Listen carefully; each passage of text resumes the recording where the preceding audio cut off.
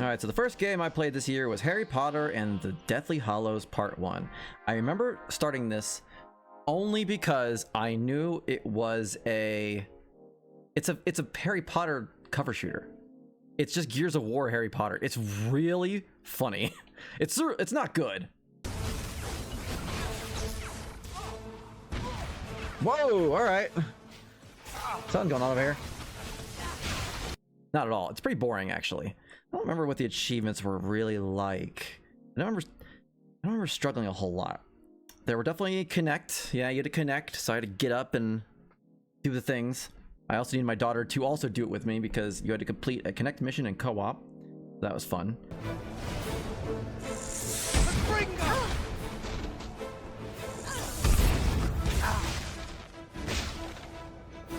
Completing the game on hard, which is, you know, the usual. Just struggle with checkpoints. Lots of collectibles. Lots of collectibles. There were Potter Watch passwords and Quibblers and daily profits and just so much. So much. Easy to escape too. Hey, collectible. Can't pick that up though. Oh, well. Of course. Yeah. But pretty, I mean, it was cool. It's a shame that Harry Potter's so gross now, but it was neat. Again, I only did it because, I mean, come on. It's Harry Potter COD. Again, I only call it Gears of War because it's cover based. Like you're sticking to cover and then peeking over and shooting at Dementors and such. So very weird. The only reason I bought it, I bought this a while ago actually, for that very reason. Yeah, what a weird game. I had to do it though. Oh no, was it gonna reset where I was every time? That would be unfortunate. Good. All right, yep, next is Figment, Journey into the Mind. This is a platforming puzzle game.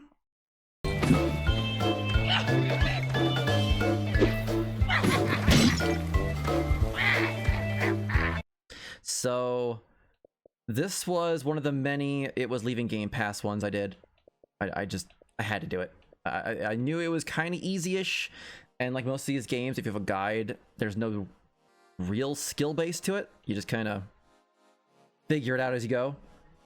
I didn't mind it too much. I thought it was cool. I got boring because I think I had to play, yeah, I had to complete to here, and then there's no level select, so I then had to go back through to this point, which is always annoying, but I don't think it was very far in the game. Just sped run it. But yeah, pretty easy.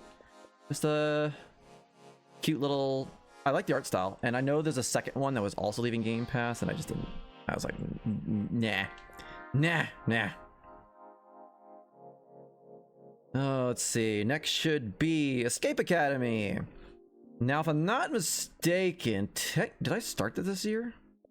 Yeah, see, okay, so technically, I started this back in 2022 and finished it. To there. Oh, I see. Blue team, don't you remember any of your training? I don't know how I missed Salute, that. Mia. Oh, cool. It was a fun game. I did it with Tommy today because she's amazing, and we really like escape rooms. So I'm like, okay, we'll do this little cute escape room game on Game Pass. Cool, done, finished it, awesome. And then for some reason, when was this? They released DLC kinda recently. Just out of nowhere, they added new achievements. Let's see. It was the Tournament of Puzzles. And that was released 2024. Yeah. So it released last year. We finally got around to it in like January. Yeah. Like right in the beginning of the year, we got back to it. It was fun, but sadly to get achievements, I think it was, did it leave Game Pass? That might have been why. I just know we didn't really have fun with it. I had to kind of race through it and get it done before it left Game Pass.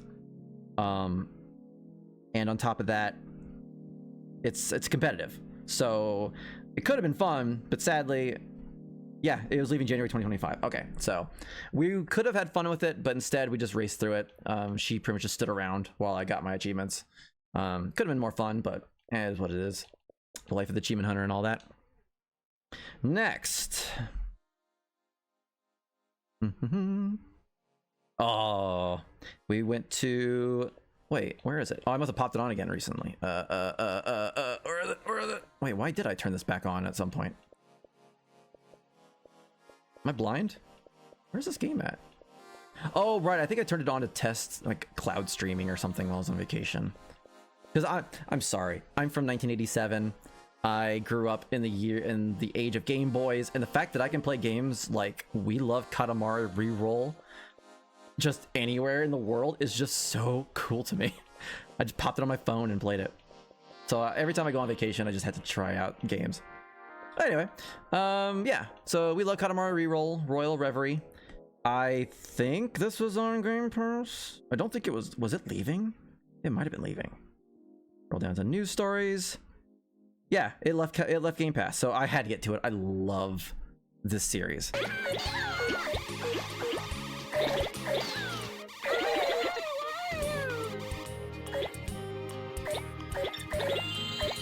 And I did what's the one on Xbox 360? Beautiful Katamari. I did Beautiful Katamari way back when, and while I love the series, that game was frustrating. It was there. I remember like there were challenge levels, so you could get certain items for the catalog you needed, and it was such a nightmare. I was so angry. So I was pretty happy to find out that this game had far easier achievements, and it was. It was very fun, very easy. Blew through it pretty quickly. I don't think there was anything here that really. What was the annoying one? Yeah, probably just rolled up every cousin. Kind of annoying. I think it took me a few tries to get the king and queen rolled up because I didn't get quite big enough. But other than that, yeah, pretty nice and easy. You don't have to get the whole catalog for once, which is always nice. Nabi Nabi. Oh, is that the game? The new game from the creator? Oh no, that was To a T. I don't know what Nabi Nabi Boy is. But no, I have not played it, obviously. Or if I did, I really forgot about it, which is always kind of strange. Man, my memory's terrible. All right, back to where we were. Ooh, I like this game a lot. I was really happy to get around to this one. So the Exit 8, I always joke. So me and my daughter watch like Ray Narvaez Jr. and we watch Game Grumps and a lot of, well, I guess Ray doesn't count because he's usually either playing Friend Slop with VTubers or actually achievement hunting himself. So Game Grumps is probably the better example. But they play a lot of like computer games and games of the moment, and I'll see other streamers playing them and everything. And slowly but surely, every like year or two after they come out on Steam and they become popular, they come to Xbox finally. And Exit 8's one of them. Doors seem okay. Concourse, Exit 8, events. Nothing.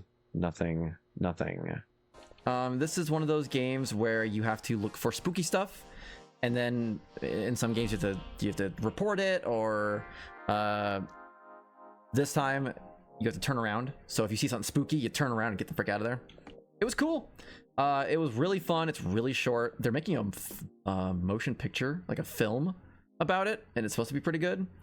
It's very simple. You walk through what's the word I'm looking for? A subway tunnel, a subway hallway, and a subway terminal hallway. There we go. And you have to, you walk through it. If something looks out of place or spooky, you turn around and just keep doing it. There's an achievement for beating the game in 5 minutes, so obviously not very long. It was fun, and it's really pretty. I'm always surprised with these kind of games how they really push the graphics really well. It seems like such extra effort for a game that doesn't really matter. Doesn't really matter. Obviously, it matters to them. Ratty boy. Hey, speaking of, I did the Street 10 and Exit Slum 11. Yeah, Exit 8 was the first one, and ever since then, it's just been slop. Like there's a lot of ripoffs and knockoffs and copycats. Speaking of Ray Narvaez Jr.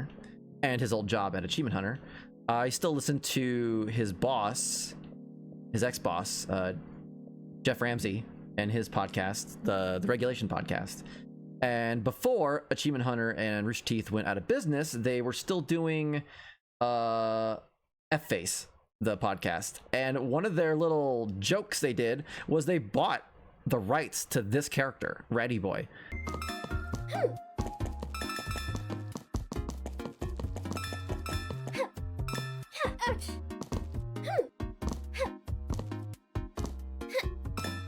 So it was on my radar, and I knew it was garbage. I think it was delisted, I want to say. So I bought a pack of these games for some reason. No, it wasn't delisted. Maybe it was going to be, or threatening to. And I was like, oh, well, I got to grab this. And it was in a pack of a bunch of garbage games, which I'll be talking about a couple of those later. I think. Yeah. It's a really bad 3D platformer. You only have to beat the first 4 levels. Oh, no, sorry. Beat the first 3 levels and just start the 4th level and you got all the achievements. So it's a baby game. It's garbage. I only got it for the meme and it was funny. I don't know if they still have the rights to Ready Boy. I can't remember because obviously Rooster Teeth went out of business, and along with that F-Face, and I don't know how that stuff works. WB owns parts of some things, and anyway, easy game, easy peasy, absolutely bad. All right, I know this one was leaving Game Pass. All right, Those Who Remain, the Spooky Spookies.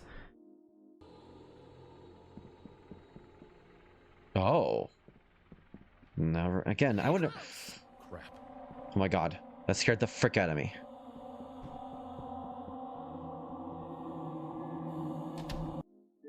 So I was leaving Game Pass. I figure why not? It's a walking simulator, which again, kind of like puzzle games. If you have a guide, easy enough to get through. God, was it like multiple endings or something like that? Yeah, there are multiple endings. You had to sprint through a lot. Oh, it's really loud. That's really loud. That's really loud. It's really loud. It's really loud. It's really loud. Oh, no. Different choices you had to make.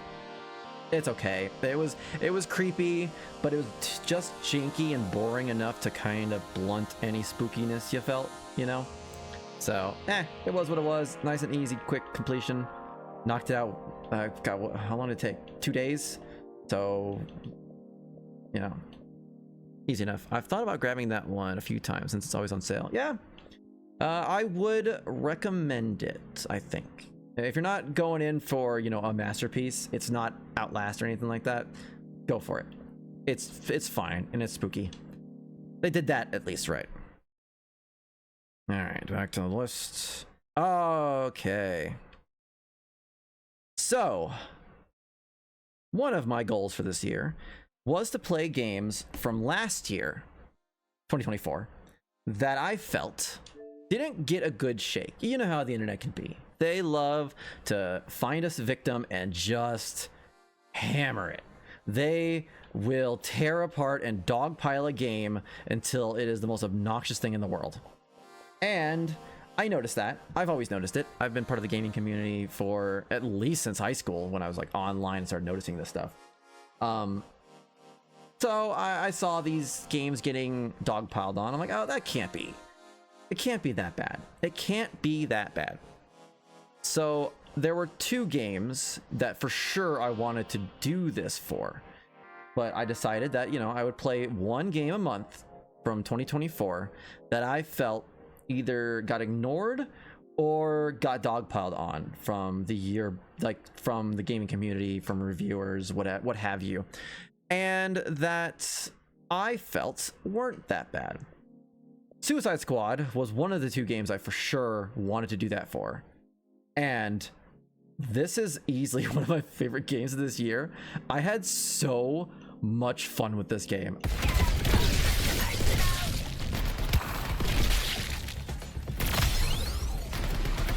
Born and bred hunt turtle.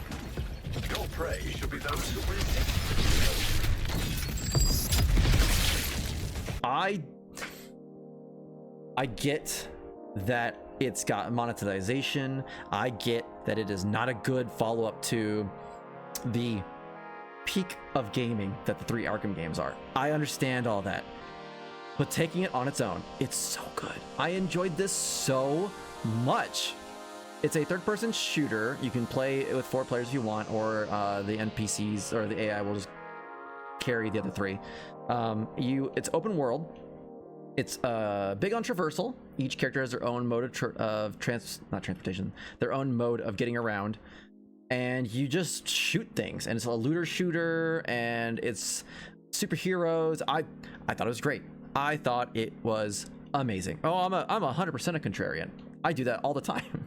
That's I literally have. I try not to. I'm not going to do it to troll. I'm going to be honest, but I am often a contrarian about it. And I've definitely have seen, like back in the early days of Xbox achievement hunting, that people on Xbox 360 achievements.org were talking about me from True Achievements, saying I was contrarian to ignore my opinion. So clearly I have a reputation, or at least I did. Yeah, I really like that shot. Definitely the best one in my opinion. We hunted the pair, Deadshot. But yeah, no, I mean, no joke. There's no bit here. I really enjoyed this game. I played as Deadshot. I thought he was really fun. Like, you could, like, you know, you're floating, shooting, and then you zip around and you flip back and shoot other guys, and then I'm rocketing upward and shooting people. I thought it was a great time. It got a little grindy at the end. It definitely got a little grindy at the end. And if you don't quite understand what they're called, yeah, incursion missions. If you don't quite understand how those work, you could play longer than you should. I did not at first understand how they worked, and I definitely played a little longer than I should have. But hey, I had a lot of fun. The Riddler challenges, super easy. I never had any kind of problem with those. Obviously, I had to grind to level 50. That was kind of annoying, but yeah, no joke. There's no bit here. I'm not being a troll. This is easily, especially, okay, so out of the games that I did from 2024, I think this is second place. Yeah, because I know one game I'll talk about later that 100% is a game I still load up and play, but Suicide Squad is way better than it has any right to be. I even bought some of the season pass content because I got I unlocked Mrs. Freeze, because why not? I didn't play as her much. I didn't like her, but I did. Cool game. A little cringy. The writing, I get that criticism. It's kind of bad, but Boomerang was very funny, and so was Shark. So sue me. I know people are gonna be like, oh, that's no, it's 100%. It's so good. It was very fun, but I'm easy to please too, though. Take that into account. Hey, another game leaving Game Pass. So Alucard, I knew nothing about this game going in. I had seen it on the Game Pass library a few times. This is essentially like a Zelda type game, like the old Zelda games. Was there a puzzle element to this? That's the problem with a lot of these games. I don't remember playing these. It's one reason I like doing this.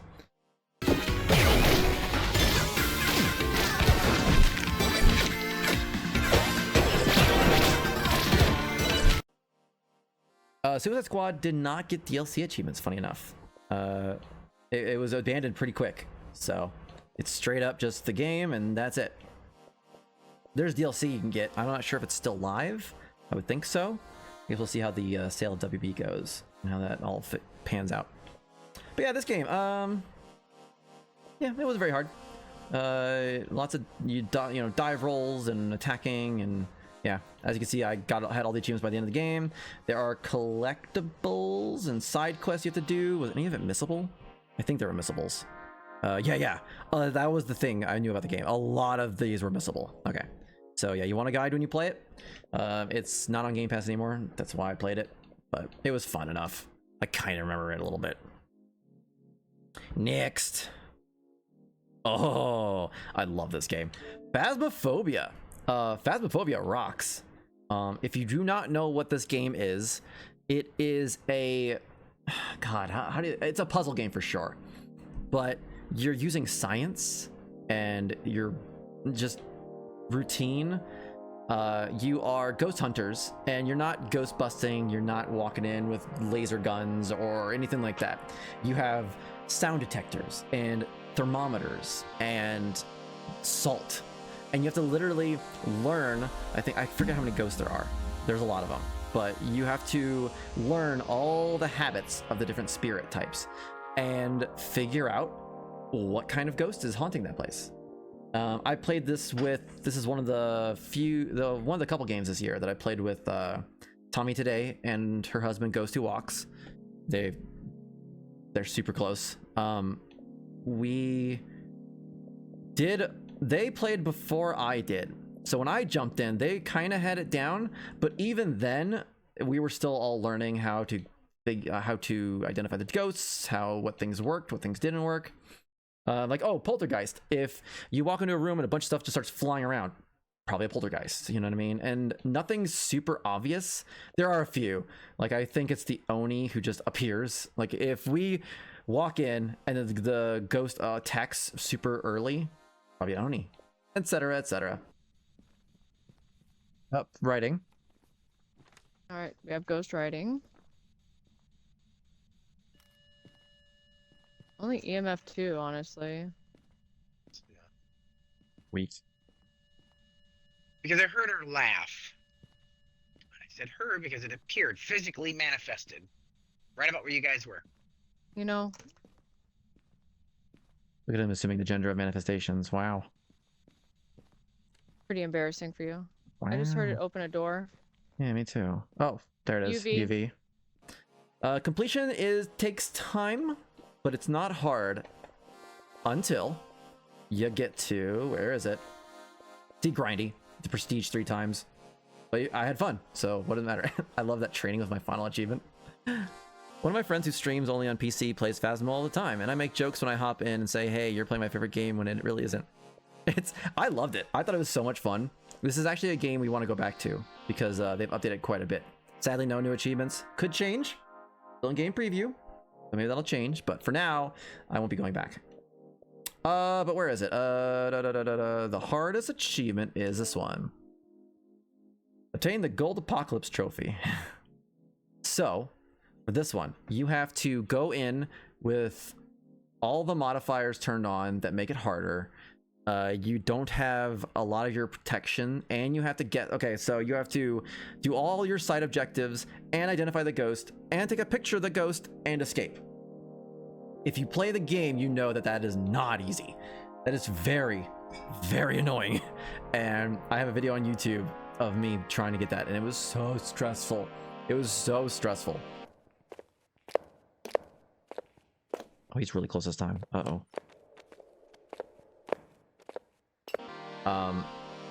But man, when I got it, there's so much footage. It's gone now because it's my old stream and I deleted all the footage I had besides for the achievement, but of me just kind of sitting here like this, sit in a game in a dark corner, just listening, like, for the noise of the ghost, waiting to see, I needed like a particular kind of ghost to spawn that you can identify by the way it walks. But then I found a different ghost that isn't recommended to try, but I got it, man, and felt so good. I'm so happy. Man, oh god, that was so stressful. Oh, that was so stressful. Other than that, easy game, just takes time. I can't recommend this one enough. It definitely takes a little learning. There's a learning curve to it, but once you get it down, like for us, it's just a job now. We haven't played it in a while, so we probably won't be as good, but when we were playing it and we were firing all cylinders, we could walk into a house, you know, Ghost Who Walks had one thing, Tommy had one thing, I had some things, we put them down where we did, boom, we knew the ghost, get out of there every time. It was great. Have you played it since they added the lighthouse? The lighthouse was part of the base game when it released on Xbox. So yes, we did the lighthouse. That was probably, running through the levels, that was probably one of our least favorite ones. Because the verticality would sometimes throw off our instruments, you know? So, and it just took forever to get up and down that lighthouse. But yeah, it was a pain. We did not like that.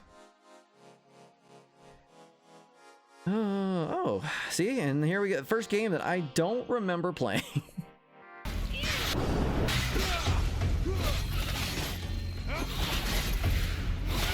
Ah, dang it.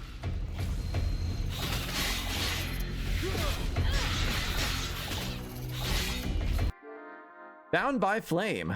Let me jog my memory really quick. Oh, it's 360. I was like, why does the screen look different? 360. Yeah, that's what my friend would say. Yeah, it was such a pain. Bound by Flame, I think, is this a Spiders game?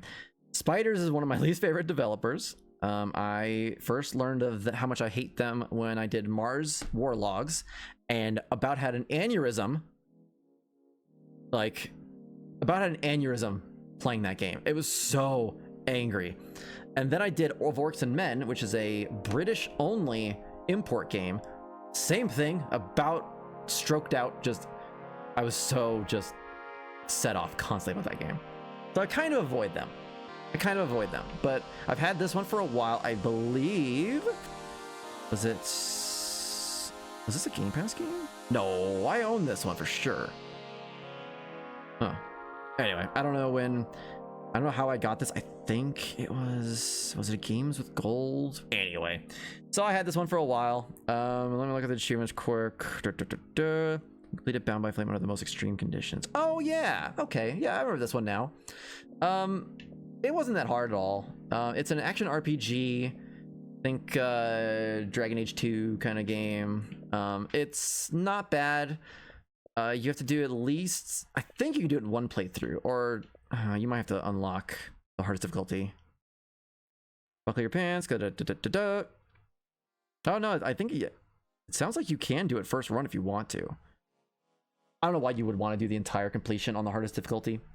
If you want to do a one playthrough, go for it. But I did in two. Definitely did all the easy stuff in one run, and then on the second run, it was mostly just making the other choices I needed to make and playing on hard. This might have had manual saves, which would make this a lot easier. But again, I finished it more than a week ago, so I already forgot what a lot of it was.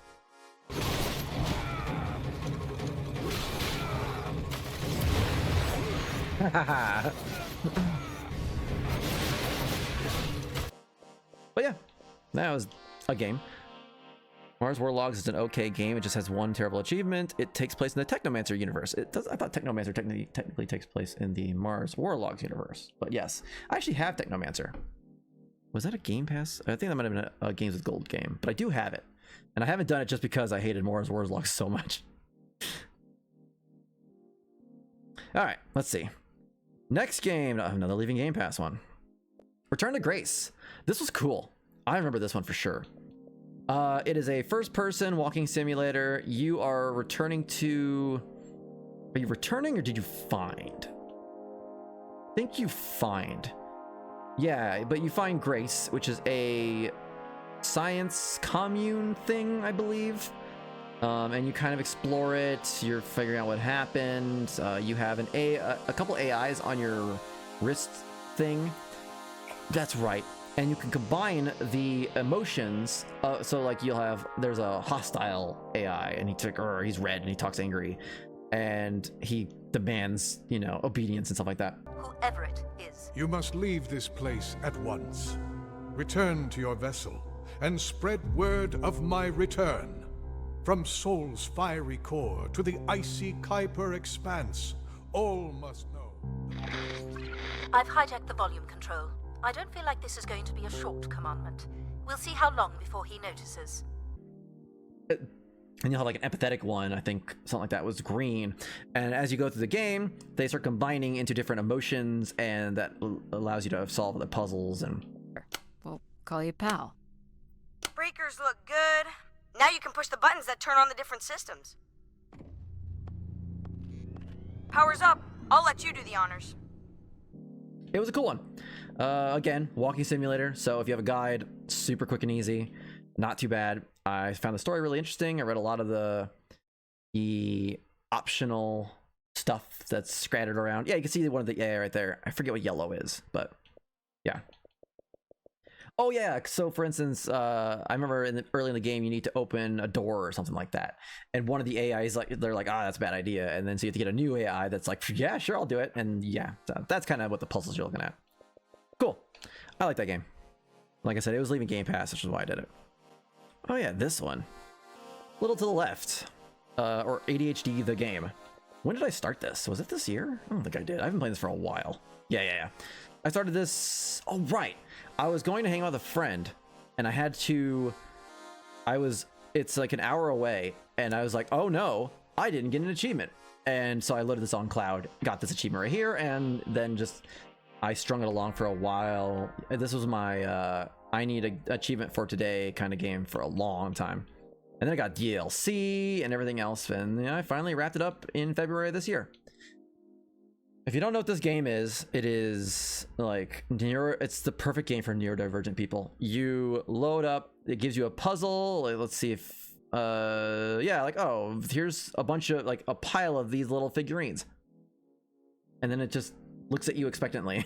And you're like, oh, I can put the red ones here and the green ones here and the yellow ones here. Oh, I can put the Western ones here, the knights here, and the ninjas here. And that's the puzzle solving. You're supposed to figure out things to do with items, like, oh, you got candy and chewed up gum. Oh, but if you put it here and here, it makes like a symmetrical picture, and you can do that on and on and on and on. It was very fun.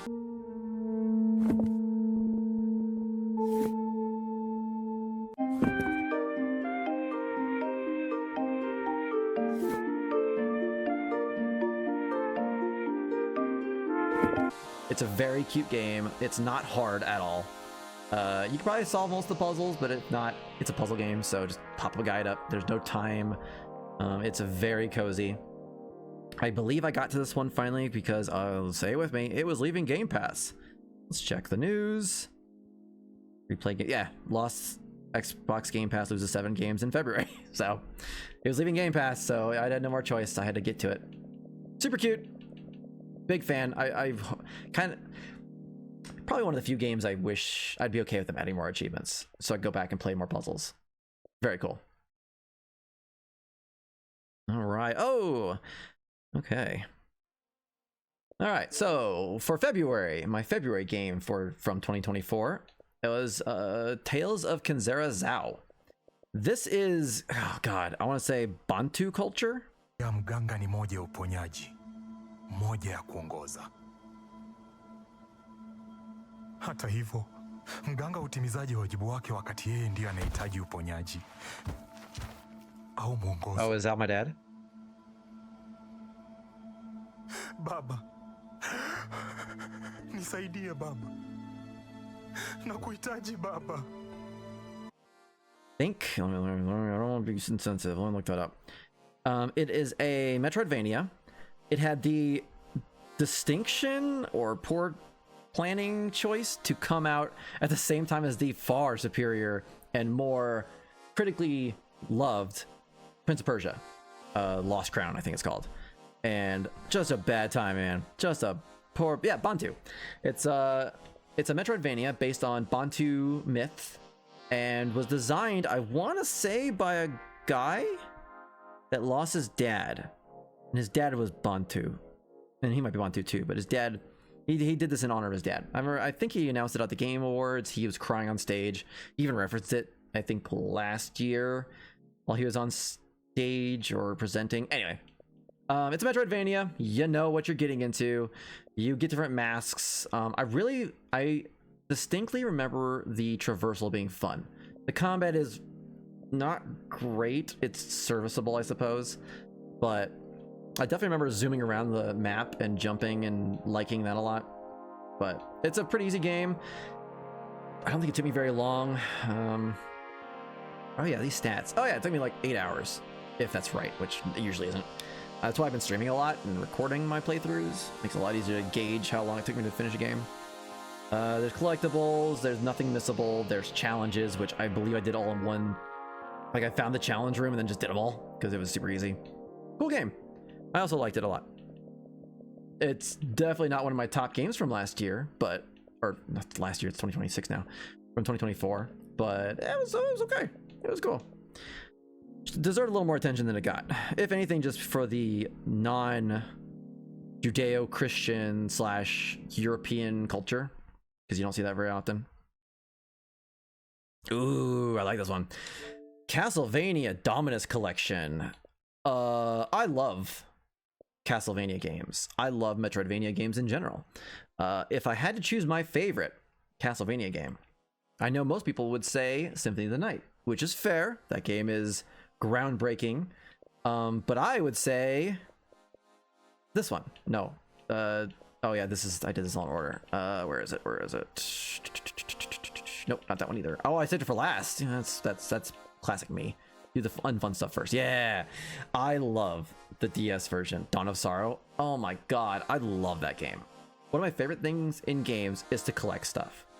I also like having pets. Oh, also like getting the abilities of my enemies, and if every enemy has an ability, chef's kiss. Dawn of Sorrow does all that. You kill an enemy and you have a chance of getting its soul. Even back before achievements, I spent hours on that game grinding and grinding to get every single soul in the game. It takes a while. I believe there was an achievement for it this time, so I did it again. Oh no, there isn't. That's right. I just wasted time doing it because I was like, oh, I love this. If one of you could drop a good claymore, that'd be awesome. All right, so now we need a ghost. Can we get a ghost soul? That's also a 3-star.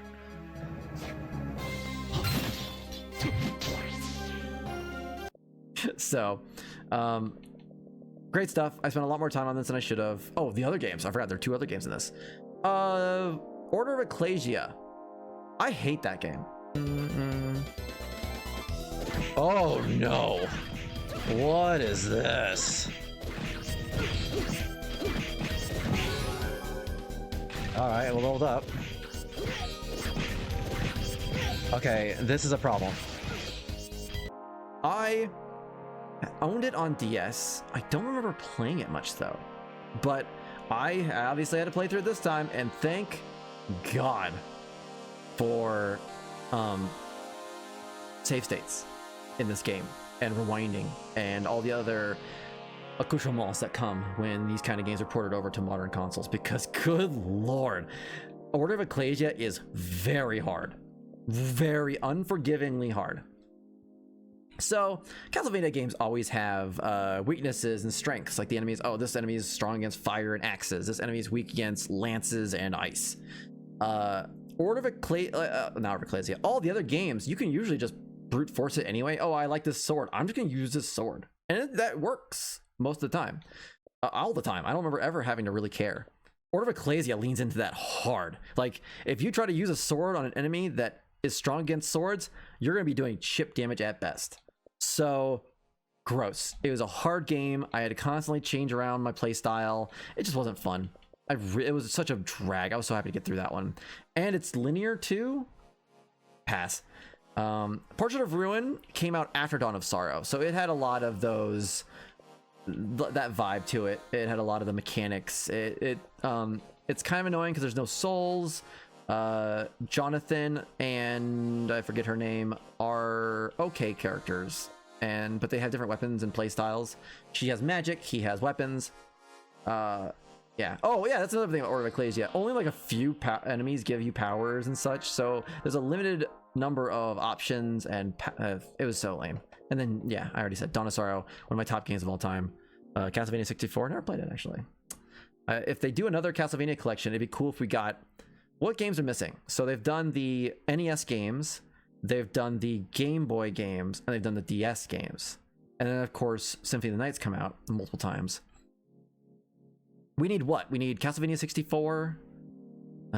We need that fighting game on the Wii that had the art design from the guy who did Death Note. Do you remember that? Does anybody remember that? I remember looking at those drawings and going, that's just Death Note. What? Freaking Alucard looks like Ryuk. But yeah, so if we get that, I'd do it. As long as we can rewind and stuff.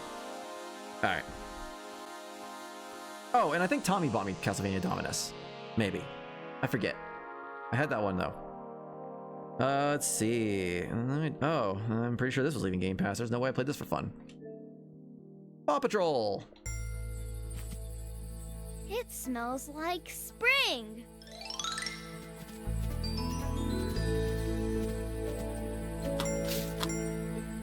Yeah, I was leaving Game Pass. Definitely. There's no way I would have played this for fun. Yep.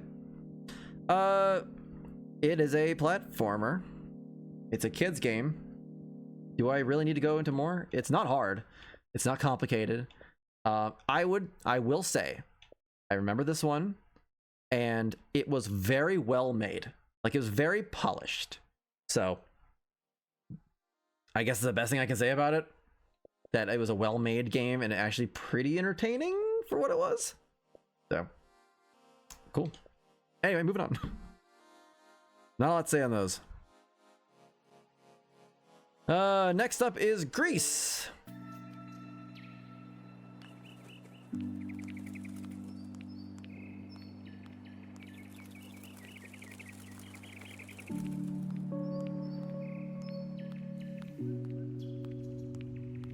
Greece? I think it's...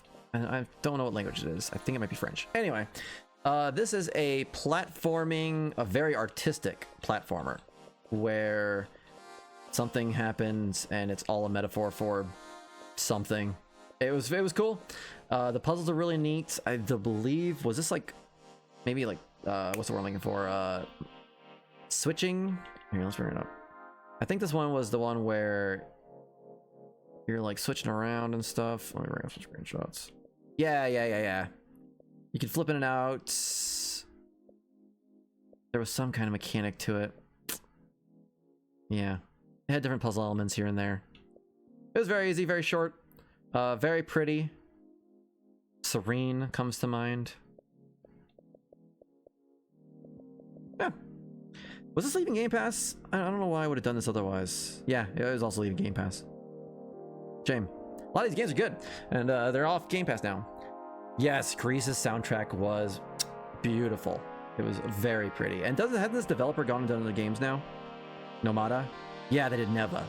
And I know that's also on Game Pass, I believe. It is not on Game Pass. I lied. I'm sorry. And published by Devolver Digital, who is awesome. Same developers did Neva. Yeah, exactly. Ooh, I like this one a lot. This one was cool. Happy's Humble Burger Farm. Hey, Happy. F off.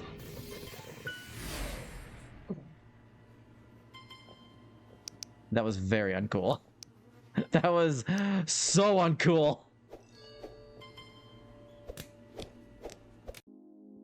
So, a lot of the time when I go and hang out with the aforementioned Tommy today and goes to walks because they live nearby and are close family friends, Tommy will also often have me play some of her games that she's bought. She loves trash horror games.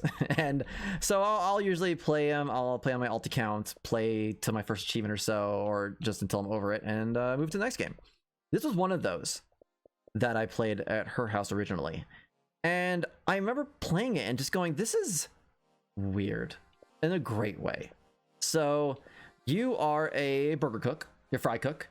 You have to wake up. It's a, what are the games, those games called?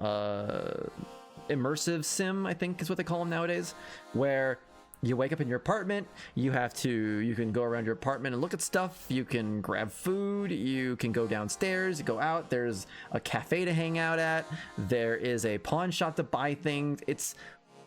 There's so much to do, but your job is to then go to a burger store, a burger fast food joint, and cook burgers. But then you have to cook burgers. You put them on the grill, you have to cook them, you put the fries in the fryer and watch the timer on those, you put some nuggies in the it's so weird. And then it just becomes a horror game where if you screw up too much, a monstrous cow will come eat you, and then soon everything just goes off the rails. And I don't want to spoil too much because that's part of the fun.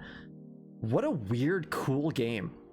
And it's even funnier because I remember watching both Markiplier and the Game Grumps play this back in the day, and it's changed drastically. Like back then it looked like just some jank horror game, whatever, but they've put a lot of work into it, and it is a completely different game now, and very cool. I really enjoyed this one. It took some turns. I didn't know what was going on. It was very neat. Big fan. And it wasn't a hard completion. Yeah, my final achievement was dying 10 times, if that's any indication how easy that was. So, very cool. I don't want to show too many of the achievements because, yeah, there are some things that spoil stuff. So, very cool. All right, let's, I thought it was closing these tabs as I went, but I guess it's not. All right, anyway, back to it. Oh, another leaving Game Pass, which, funny enough, has come back to Game Pass since. So, Evil West. So while I test games at Tommy Today's house of her trash games she buys, I also do that myself with my alt account on Game Pass games. And one of them, way back, probably sometime in 2024, was Evil West. It is, God, I mean this in the best way possible. It is one of those games that feels like it's on the wrong generation. Like, this feels like something I would have played on GameCube or maybe even Xbox 360. Nice. All right, let's do this.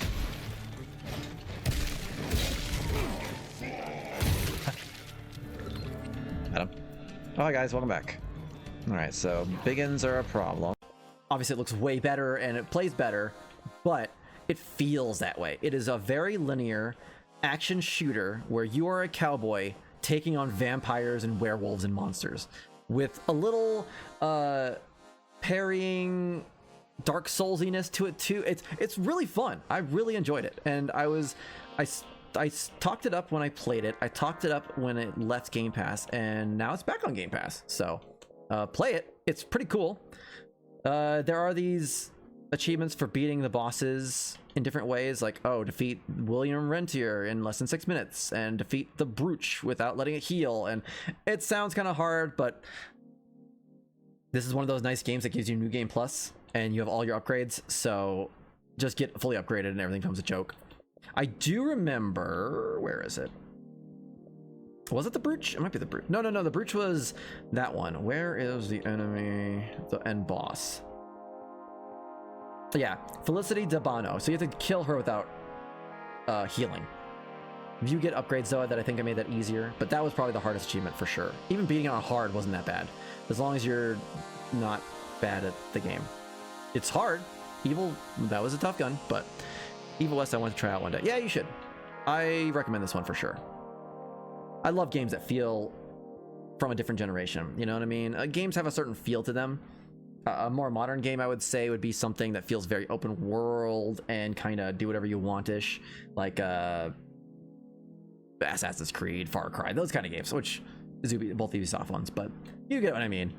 Newer games have a certain feel to them, and anytime a game goes linear and is more restricted, it immediately feels like it's in the wrong generation, which again, not a bad thing.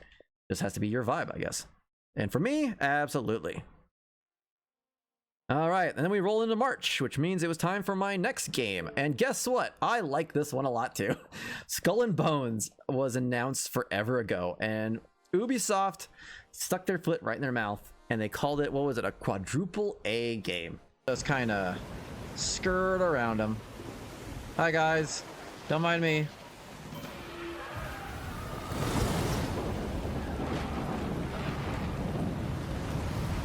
Really? You're gonna chase me, huh?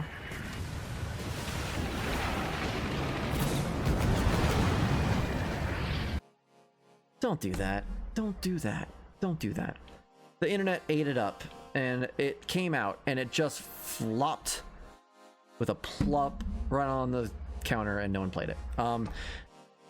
It is the sailing parts of Assassin's Creed 4 as a game. That's it. You can get off your boat, but it's only certain areas you can explore. There's no enemies. It clearly is made in the hopes of having a bustling community of people that want to roleplay pirates.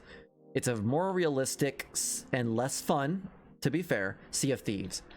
So there are these open areas you can get out on islands and such, and you can tell that you can stand around with your friends and act like a pirate and play music, but no one's playing the game. But again, I had fun with it. It is very much a game that it's a good time to just turn your brain off and sail the Caribbean. I spoke too soon. Not the Caribbean. It's the East Indies, and you just sail around and you shoot some boats, and once in a while a sea monster pops up. Did not know that was part of the game. I thought it was more realistic.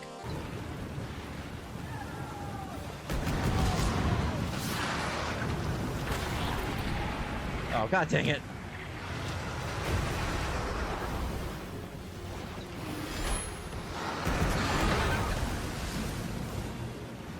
Oh my god, this is nuts.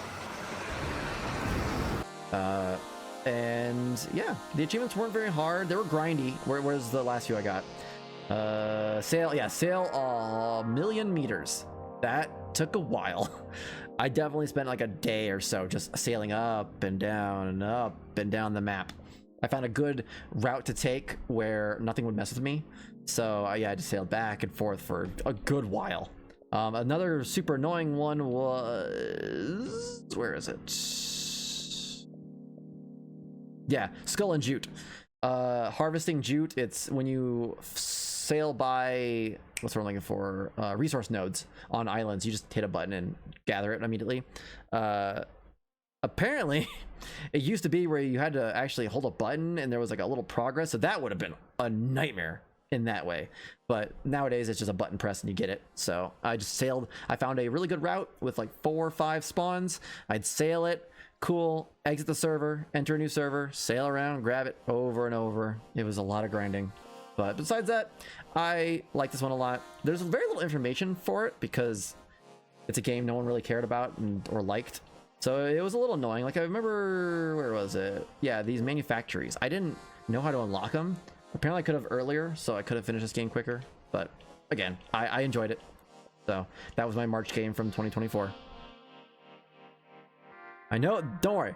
Some of the games I have less nice things to say about them, but for the most part, I really did enjoy most of the 2024 games I played. Sue me. This is definitely probably a leaving Game Pass one. Let me guess. Yep. All right. Next up was...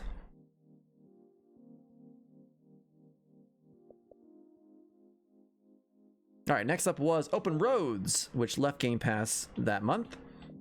This is a point-and-click narrative. What?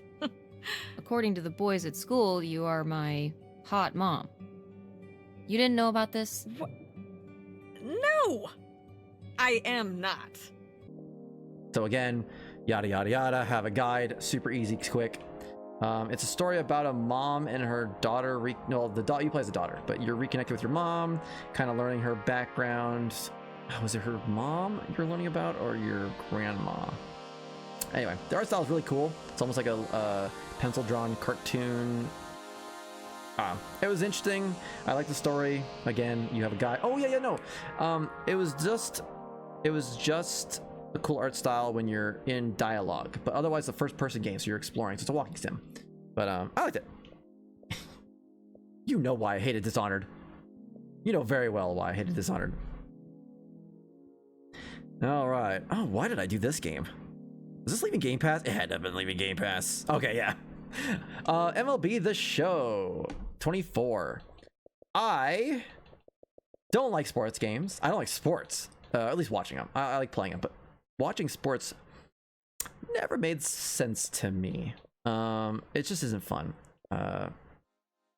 But I will do sports games when they're easy enough that I don't have to ram my head against the wall or be amazing at them. This was leaving Game Pass, and I read the achievements. I'm like, oh, that sounds pretty easy, and I jumped in, and I had a lot of fun. It was a lot of fun. We're clear bases. Let's start over. Here we go. Just 90 feet away from putting another drilled out towards left center field. That's well struck. Yeah, it's gone. All right. And in one hop, it was a really cool game. I think I have a video on YouTube of me just playing the first like couple hours and just have a great time. If I remember correctly, the only one that was annoying that kind of made me rage a bit was, where is it? That one. Make a diving catch for an out. I don't know why the mechanic just wouldn't work. Like I could not get him to dive properly. I finally got it, obviously, but that was the one that made me tick me off. I forgot, this is the kind of game I think a lot of sports games do where you can simulate the matches, which is probably why it also went pretty quick. Didn't take me long though. What, yeah, 5 hours? Yeah, it was a pretty easy one. I enjoyed it. Which is saying a lot because I don't like sports games, but it was very pretty and well done. The presentation was really nice. So I didn't buy Skull and Bones. I got a month of Ubisoft Plus, and I was like, okay, cool. I finished up Skull and Bones and went on about my business. Near the end of the month, as the month was ending, I realized, oh, I still have Ubisoft Plus. You know what I should do? I should do a game from the service, because why wouldn't I? So I looked at the easiest ones. Transference came up. It's yet another walking simulator. You are in someone's mind, though, this time? Or in a digital simulation of someone's mind? I don't remember.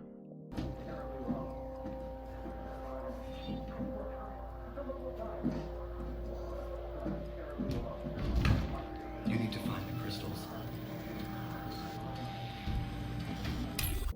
But, like, it's like your dad or something like that. Anyway. Again, same thing. Have a guide. Walk around, solve puzzles, see narrative content, move on. Not much to say there.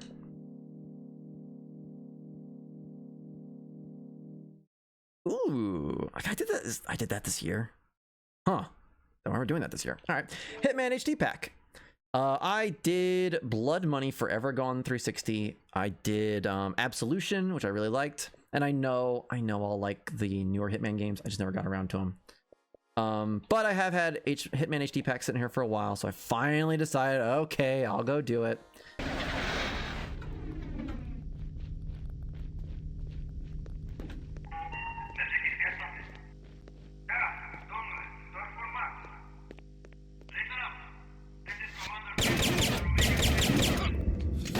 $18, $19, $20, $21. These are pretty tough sometimes. They're also pretty jank. But overall, I didn't have the hardest time. I know the final the final mission, and I want to say the second game. Oh yeah, the second game overall, Silent Assassin, way harder. It was such a pain getting through this game. I didn't have a hard time getting the Silent Assassin ratings as much as I had a hard time just finishing the levels. And usually if I finished, I also got that. But Silent Assassin is pretty hard. Pretty hard.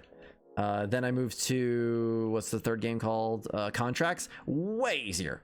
You could definitely tell they were starting to hit their stride a little bit more and had the formula down, and I had a lot more fun on that one.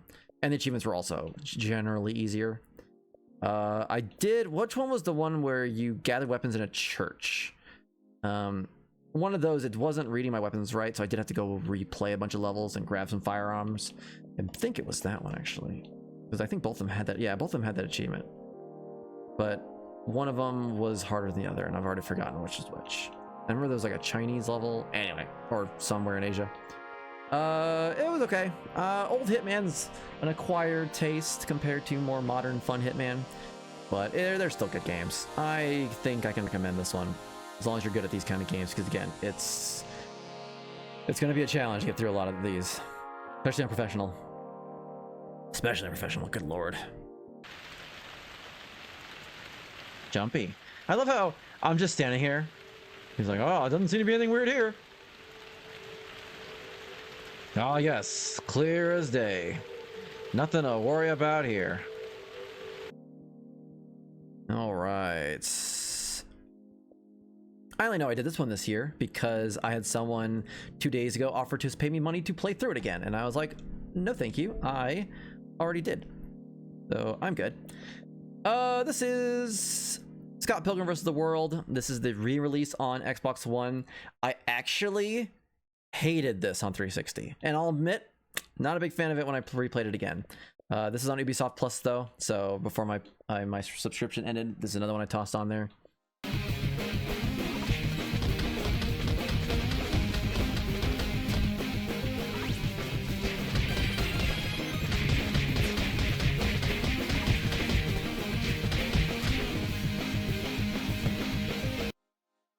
It's not, I don't know. I know this game is really loved. People like these games. I know they're very pretty. It's perfect. It apes the style of the games from when I used to walk in Chuck E. Cheese as a kid perfectly. All those Konami beat 'em ups.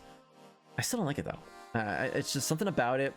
It annoyed me constantly with getting juggled around by enemies. It's hard in the way as if it was trying to take my money, which is weird. Did the remake, master, whatever it is, have the DLC? Yes, it had the DLC as well. So I had to unlock all those characters as too, and it was kind of annoying. But yeah, see, Wallace Wells, he's one of the DLC characters in the original game. He's right there. It's not hard though. It's annoying, but I don't think any of this is hard. I mean, 90 minutes or less, just barreled through it. Once, oh, now I remember why I did it. There is a glitch or an exploit, whatever you want to call it, where you can get a lot of money right away and just fully upgrade yourself and just be ready to steamroll everything. So I did that. And obviously I made that a lot easier because it took me, what, a day? 25, 27th? Okay, it took me a couple days. But I think that's mostly because I just didn't want to. I did not enjoy this game. So yeah, so I forgot. Yeah, exploit. Best way to do games like this. It makes it a lot easier.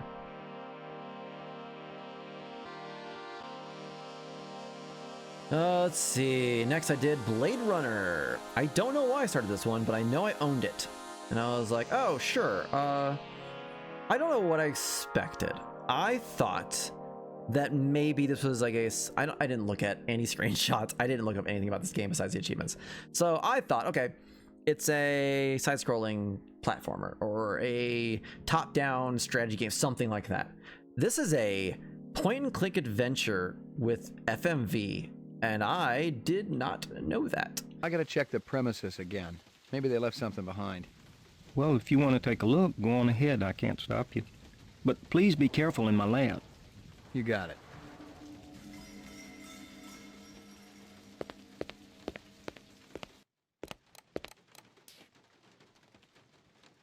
Yeah, you play as a Blade Runner in that universe, and it is a very... how to say this? I don't think I'd call it good. It's nostalgic because it is from back in the day. I did not realize this is... it says Enhanced Edition. I didn't know what that meant. Apparently this is a game from back when I was a kid. The endings that you need, the where are they? Yeah, get the car ending and stuff like that. The endings are very particular on the choices you make and the things you do. You have to have a guide for this game. If you can finish this without a guide, you are wasting your time. Don't do that. It's a lot though. It's like a lot. I'm pretty sure a lot of the achievements are missable, like a lot of them, because you make one. Yeah, missable. Even things like finding out 100 clues, missable.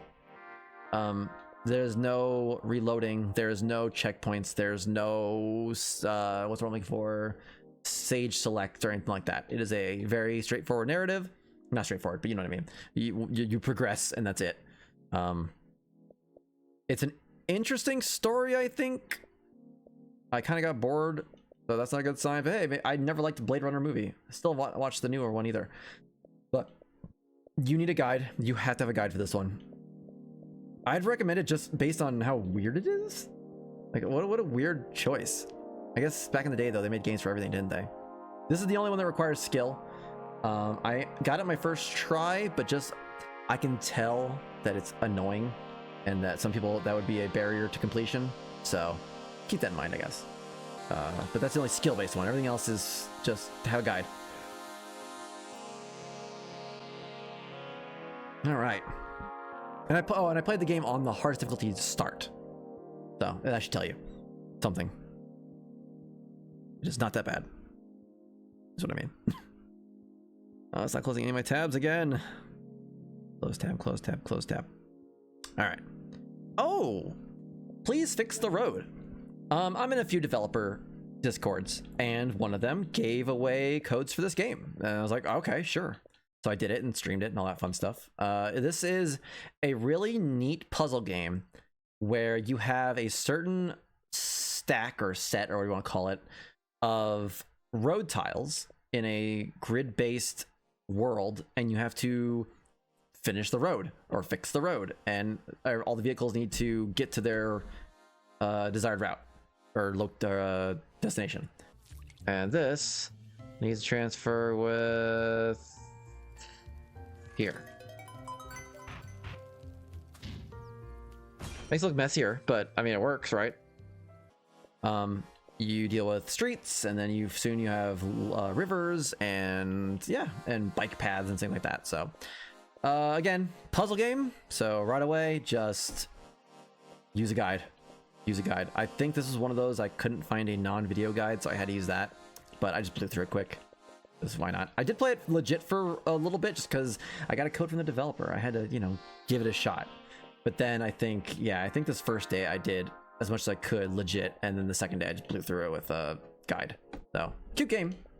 I thank you to the developer for giving me the code. The developers. Oh, the publisher gave it to me. Silesia Games. Silesia Games. Developed by Ariel Drakowski. So, cool. Another leaving Game Pass one.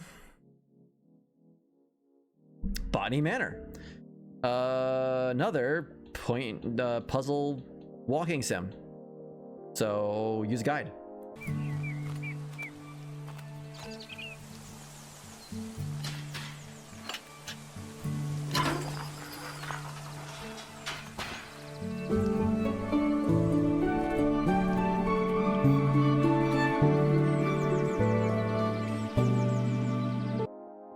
But the puzzles, I kind of recommend trying this one legit for at least a little bit if you're not like me trying to race it leaving Game Pass, because it's really fun. The puzzles are very creative. They're more in the escape roomy kind of realm where it does take a little thinking, but like you feel really accomplished when you get it, and they're not super difficult. I enjoyed it. It's a cute little story. The art style is really pretty. I took a lot of screenshots of this one. But again, if you want to blow through it like I did, just use a guide. Takes no time at all. Like a couple hours tops. I think it took me like 2 hours. So not that bad at all. What's next? Oh, this is a weird one.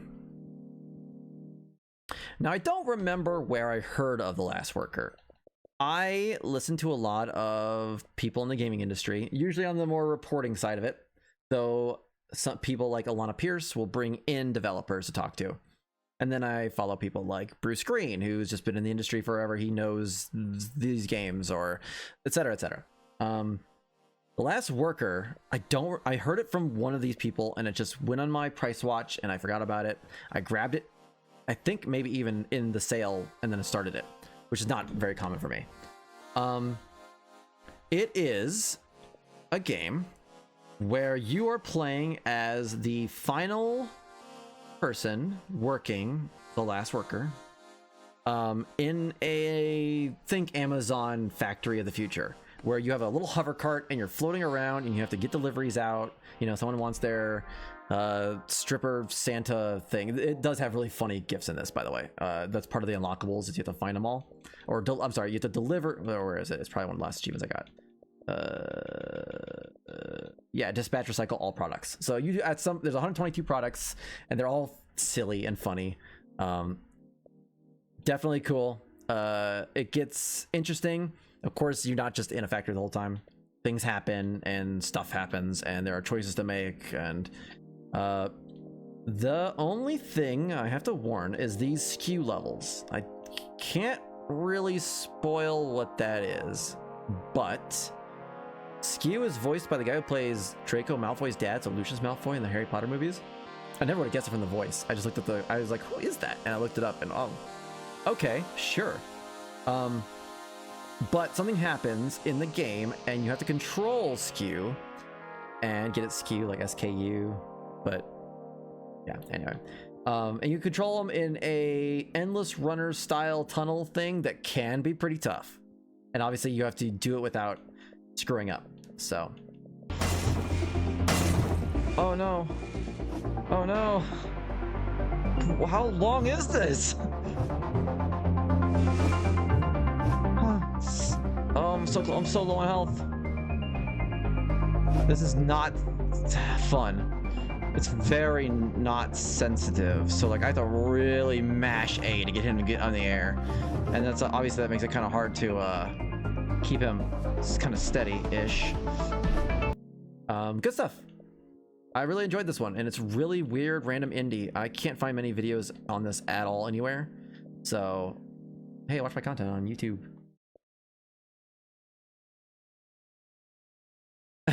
This one was weird. All right, next I did The Little Misfortune. Who is the developer of this one? I know they do a few games. Kill Monday, who also do Franbo, which people I think like more. It's another point-and-click adventure game. You play as the most annoying little girl, and I only say that because I don't know what they were thinking with the voice actor, but she's obnoxious. It sounds, it's the worst case of an adult trying to do a kid voice, but she sounds just off. I don't like this little girl. Yikes forever. Look, there's a puppy. Hello, puppy. What a cute party hat. Now focus, Miss Fortune. You have to make a very difficult choice regarding this puppy now. Be aware of the consequences. All right. But it's a point and click adventure. So have a guide, get all the stuff, get all the collectibles, get everything done. It's not a happy game. Do not play this in a sad mood. It's a very morbid game. That's a good word for it. This little girl is named Little Misfortune for after all, and the art style plays into that, and it just all feels off and weird. Next. Ooh, the rare game I played on launch. South of Midnight was announced, and immediately everyone paid attention because it had a really cool art style, and a lot like Tales of Kanzera Zhao, has a untapped source for where it got its myth and characters. And this is more not voodoo. Voodoo is not the right word. Hutu? Is it Hutu culture? Nolans. A lot of Nolans, you know, that area of the country.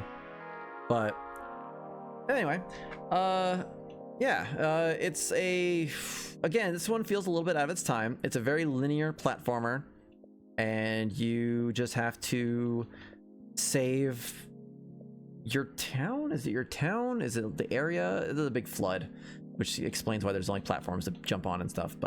And you're off to save your mom. Who's there? You up here. Where? My salvation.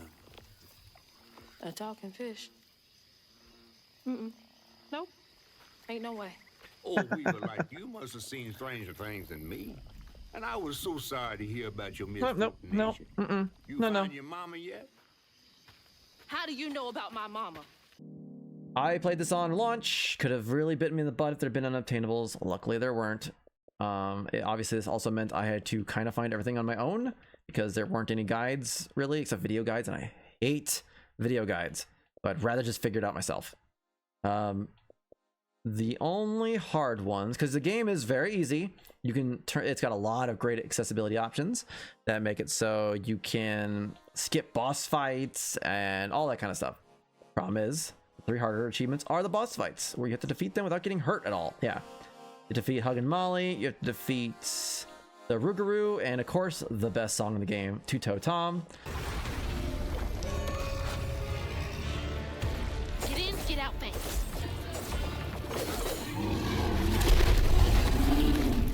Two-Toe Tom.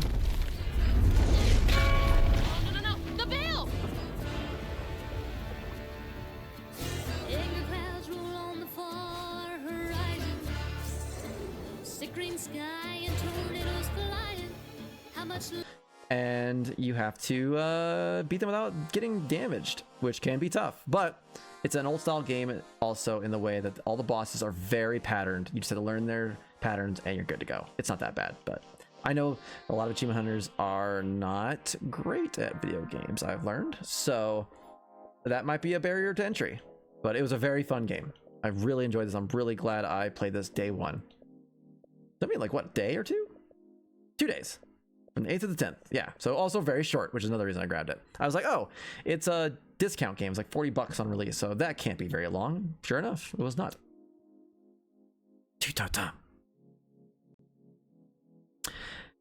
And that brings us into April. So I started for my 2024 games Alone in the Dark. The first one I don't have a lot of good things to say from 2024. It's not bad. It's not. I just don't like survival horror much. If I want to play an action game, I'd rather play a full action game. If I want to play a spooky game, I'd rather play something that is far more horror and not so much stressful, which most, in my opinion, survival horror games are stressful and not actually scary.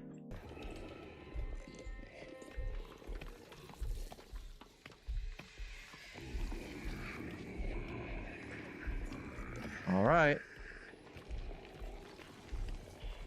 Go, go, go, go, go. Oh. Yeah. Yeah. That was stressful. So this is one of those. It's a remake of the original Alone in the Dark, and except this one has David Harbour in it. So take that for what you will. Good to know. Good talk. There were a lot of missables, I think, in this one. I believe I had to replay some parts to get some... Oh yeah, there's some hard ones too, like talk to everybody about everything. So you can't miss any conversations. If you get to a certain part of the game, obviously some people will go away or move and their conversation's done. So you definitely have a guide. There's that, there's clues, there's choices to make. And then there is a speedrun achievement. So that's cool. Yeah, an honest day's work. Play for more than 8 hours. Oh no, that's playing. Where is it? I don't got all night. Finish the game in 3 hours or less. So you couldn't heal more than a certain amount of times. Yep. Which I didn't have too much of a problem of. I just kind of... I think were there manual saves in this game? I remember skimming a lot. So anytime I got hit or something like that, I would just go back.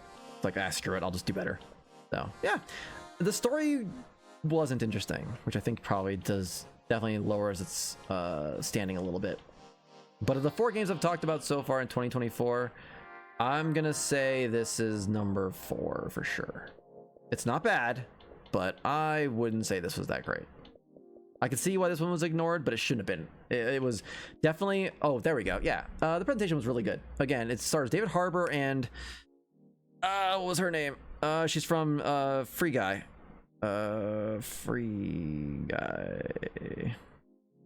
What's her name? She's in everything. Jodie Comer. Yeah, it's Jodie Comer as one character, David Harbour as the other. You have to choose one or the other. In the beginning, I did Jodie Comer's storyline to start, and then David Harbour's for the speedrun achievement, because I did 2 playthroughs.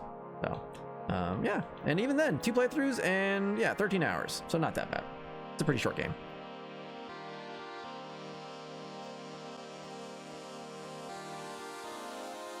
Yeah, finish the game without healing at all. Finish the game without drinking her flask. That can be tough sometimes. All right, another leaving Game Pass game, The Rewinder.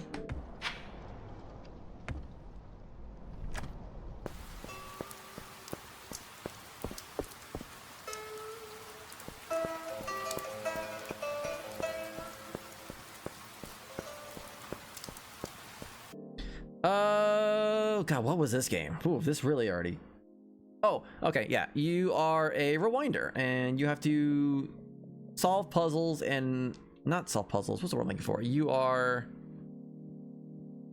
what am I thinking of?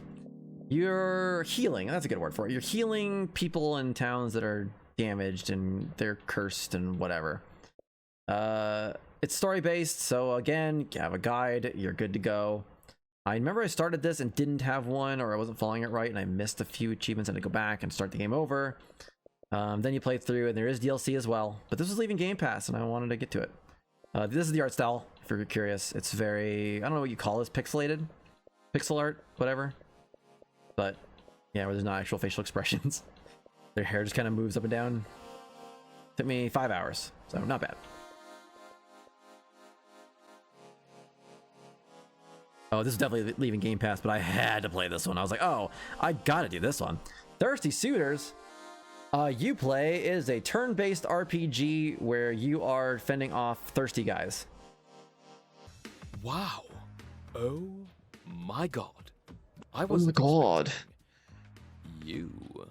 Your party really undersold how gorgeous you are. Your picture in the wedding file doesn't do you justice. Just so you know, that wedding file, probably all lies. It was full of good things. Definitely all lies then. Mhm. Don't think I'll go easy on you That makes it just worse. because you're flattering me. I wouldn't have it any other way. All right, you McGregor, whatever you say. You are a woman returning to her hometown, and like you've gone off and lived your life and had fun and coming back. You're a party girl and very progressive. This game is very gay. If you have a problem with woke things and you're a weirdo like that, you're not gonna like this game. But if you are a normal person and just like video games, this is very cool. You had to, God, it's a hodgepodge of game styles. There's turn-based battles. There's a certain dating sim element. There's cooking mini games. There's a full-on Tony Hawk skateboarding freaking mini game, which probably the skill-based part of this, I would say. Yeah, I don't think these are missable even. I'm pretty sure you could just kind of play.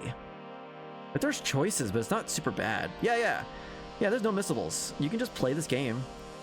You'll get phone calls, go do them, you know, to hang out with the different suitors and get on everyone's good side. It's a really pretty game about healing. You know, people getting over generational trauma and just being a douchebag. And, you know what I mean? Like, it was a really pretty story. It had a lot of good things to say. It's definitely one about being healthier, especially relationship-wise, considering the subject matter. You left us behind, Jala. Are you really surprised that we're wary of letting you back in? It hasn't exactly been the best 3 years of our life either, you know. I think you picked the wrong audience if you're looking for sympathy. Fine. Yeah. I don't care if she never speaks to us again. We don't need her. So that's what you're really afraid of? That this rupture will be permanent? She's not avoiding you to punish you, she's protecting herself. Think about it from her perspective. How is she supposed to believe you won't hurt her like that again? But yeah, I really like that one. It's very cool. And I would say easy. The skate challenges might throw people off a little bit, but overall, fun one. Very cool. Oh right, I did something fun, cool, and easy, so I decided to ratchet the challenge a little bit. Is it not on here? Oh, there it is. I was about to say, why is it not here? Tenchu Z, or as it's known technically here, Tenchu Senran. This is a game from the 360, the last Tenchu game actually. Sadly, because I really like these games. I played them on DS, and I played this. GT dead. All right, where are the rest of these guys? There's clearly someone right here because he saw me last time. Yeah, you. Oh, your friend did not see that. That's really got to be disappointing, man. I'm just saying. My feelings would be hurt, honestly. I had done this already on the 360. It is, how to word this? I did it in Japanese because I knew that you didn't need to read a whole lot. I take that back. You needed no objectives, but Google Translate. Just boom, hold it up, translate. The game is pretty hard, I would say, until you have everything down. This is the kind of game where once I had it down, it was just jump into a level, do the things, boom, boom, boom. I know how to do it. I know who to take out, get it done. Easy peasy. That was the rhythm game. Tenchu?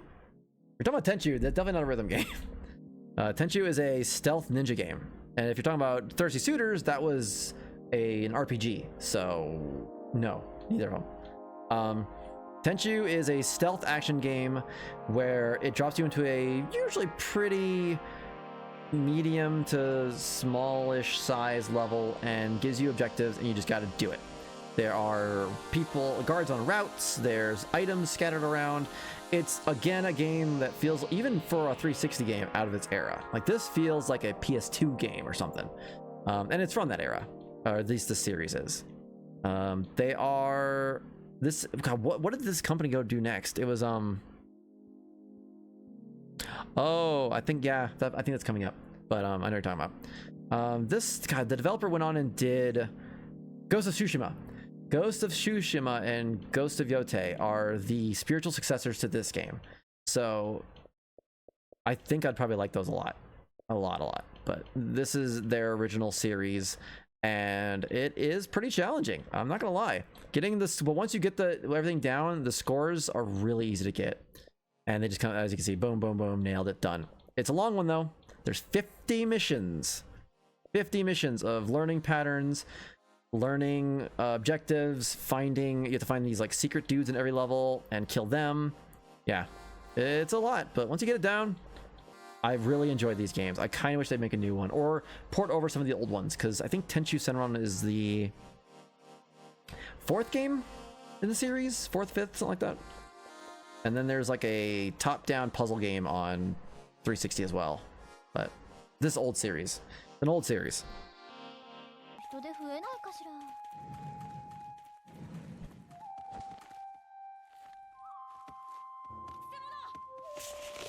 Oh, god dang it.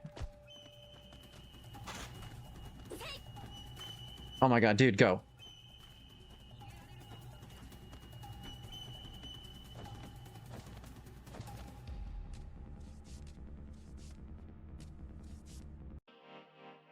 Oh, and then I did this one, also leaving Game Pass, which is way cuter. Little Kitty Big City. Little Kitty Big City is adorable, and you play as a kitty lost in the city, and you have to get home, and it's just super cute.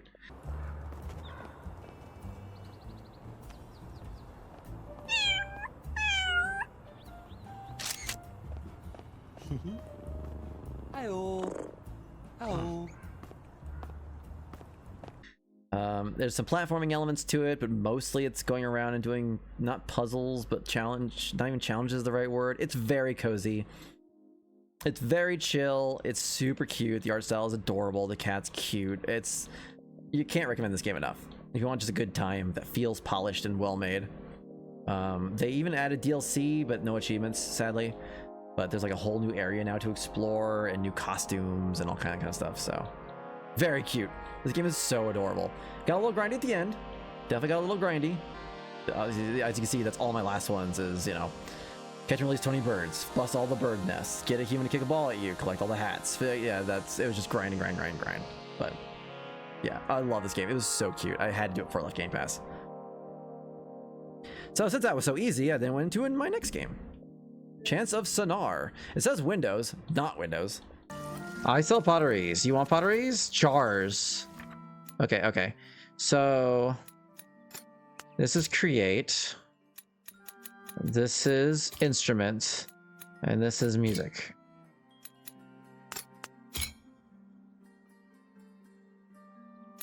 What? How's that wrong? This is another game I tested way back when it came out on my alt account, and I was like, oh, this is neat. Like, there's something here, actually. I did I call them Blaze video on it, where I just jumped in, played it for an hour, and then gave my thoughts and moved on. But then I went back to it on my main account before it left Game Pass, because I had to get it done. I was like, this is one I need to do. I did like 98% of it legit. If you aren't aware what this is, it's a puzzle game. So if you use a guide, you're gonna fly through it. You'll be done with it 5 hours, I'd say, something like that. I did most of it legit though. What it is it is a a vocabulary, I guess, kind of based puzzle game where you are a thing. Does it ever say what you are here anywhere? Guess not. You're some kind of learned thing that wakes up, and you just have to figure out what's going on. There are symbols everywhere and words, and as you move up the tiers, the words and grammatical syntax and all that stuff gets more complicated. So when you start the game, it's like this symbol means open, this symbol means door. Open, door, boom, you know what those two symbols are, it records it, and then you go to the next one. And you keep doing that and solving puzzles using the limited vocabulary you have, or you figure out more vocabulary to figure out the puzzle you're on based on talking to other people or seeing signs. There's lots of like visual, not storytelling, but hints and stuff like that. Like, oh, you'll see a potion next to a word, and you're like, okay, well that could be this, but it could also be this, and so you kind of start messing around with it that way and figuring it out. You can brute force a lot of it, but it's really cool. I just had to play it for real and give it a good chance, because it is a very neat idea that you don't see ever, really. At the very end, I did go, because you have to get all where is it? It's like, oh, maybe it's not here. Yeah, I've reached the real end. Okay, so I finished the game, and then I went back and used a guide to mop up the glyphs I was missing, and yeah, But like soon you start getting, conjugated verbs and things like it's very cool. I highly recommend this one. It's not on Game Pass anymore, obviously, but man, what a cool game. Are we getting to May already? Oh, we're already in May, but now we're getting to my May 2024 game. My game for May from 2024. There we go. That's a better way to word it. All right. Remember when I said Alone in the Dark was bottom of the list? Yeah, no, this is. South Park Snow Day. If anyone has played the amazing South Park games, what were they called? The Stick of Truth and Fractured Butthole. They're great. Like, what a fantastic strategy game, what a fantastic RPG. They're awesome. So I was like, okay, there's no way that South Park Snow Day could be as bad as everyone said. Ugh, what a pain. Tedious. Name of the game here. I want to heal up. It is. It's really. It's a crime that a South Park game is boring. Just straight up boring. It's so boring. There is so much you can do in the world of South Park because of the massive amount of content. I mean, this show's been around since I was a kid. There's so much things you could put into this game and references and locations and items, nothing like that. It is a snow day in South Park, and the kids go about playing RPG. You fight 4 enemy types through the whole 4 worlds you have to go through, and that's it. And at the end, you fight poop. That's the story, and that's the game. All the areas look pretty samey because it's all just snowy areas. The combat's nothing special. You just find some good ones and stick with it. It's really disappointing. It's barely even funny when the writing does come around. There's like a few chuckle-worthy lines from Cartman, I think, and that's kind of it. People are just leaving them in hidden but easily findable locations. Can you believe that? I also beat up Stotch and took his toilet paper too. Randy. Dad, not now. I have to defeat my enemies. Enemies? Well, wait, so if you lose, do they get to take our toilet paper? I guess. Yep, those are the rules. Oh, and Randy's there, who's always a joy, but yeah, pretty bummed, man. This was a bad one. Not bad. Again, it's bland. It's bland. It's so boring. Darn. Yeah, real shame. Real shame.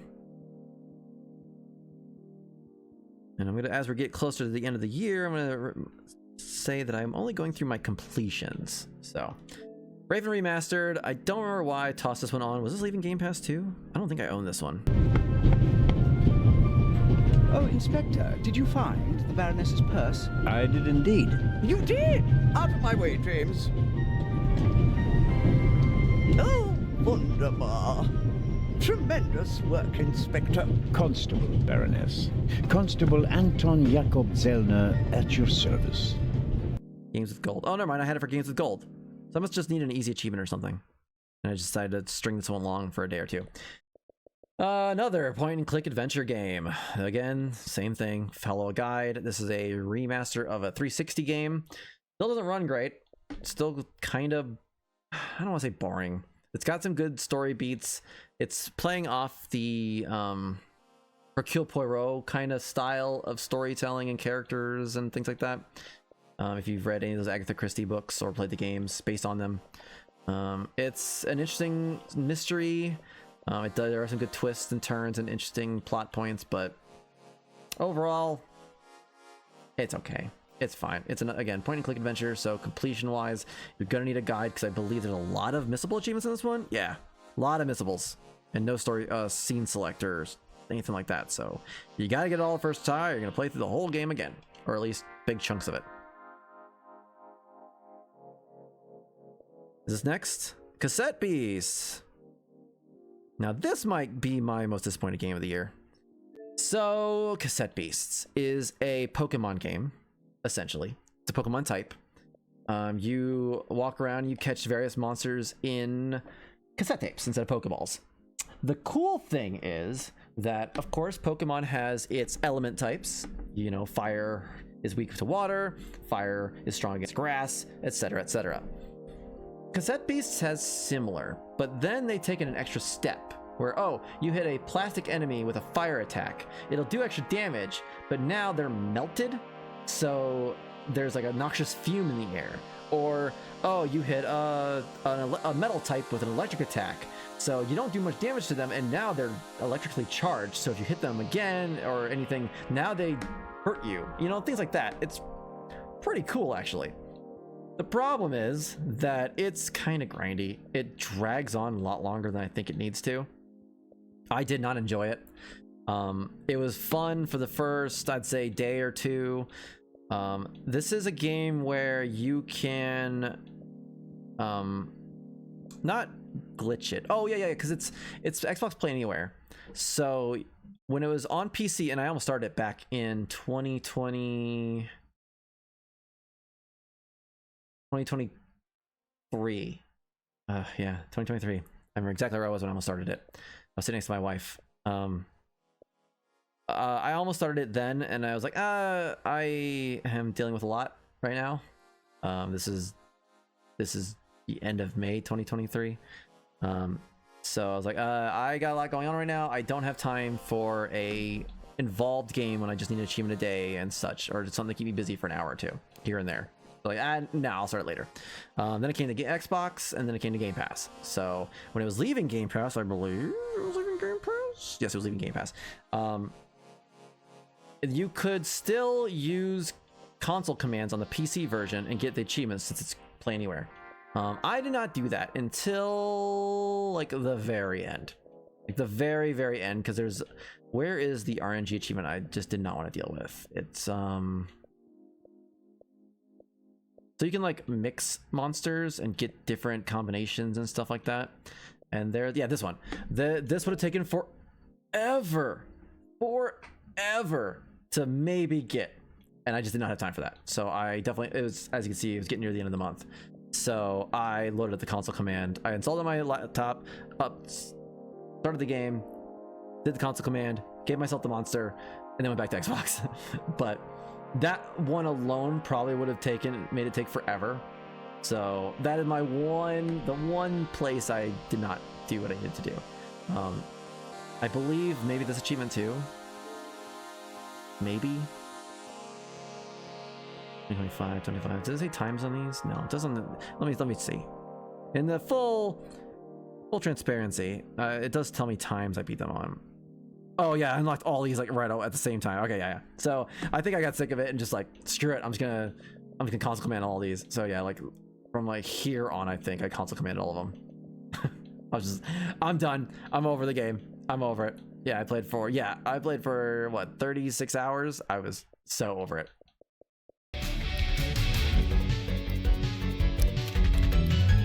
Let's finish this up.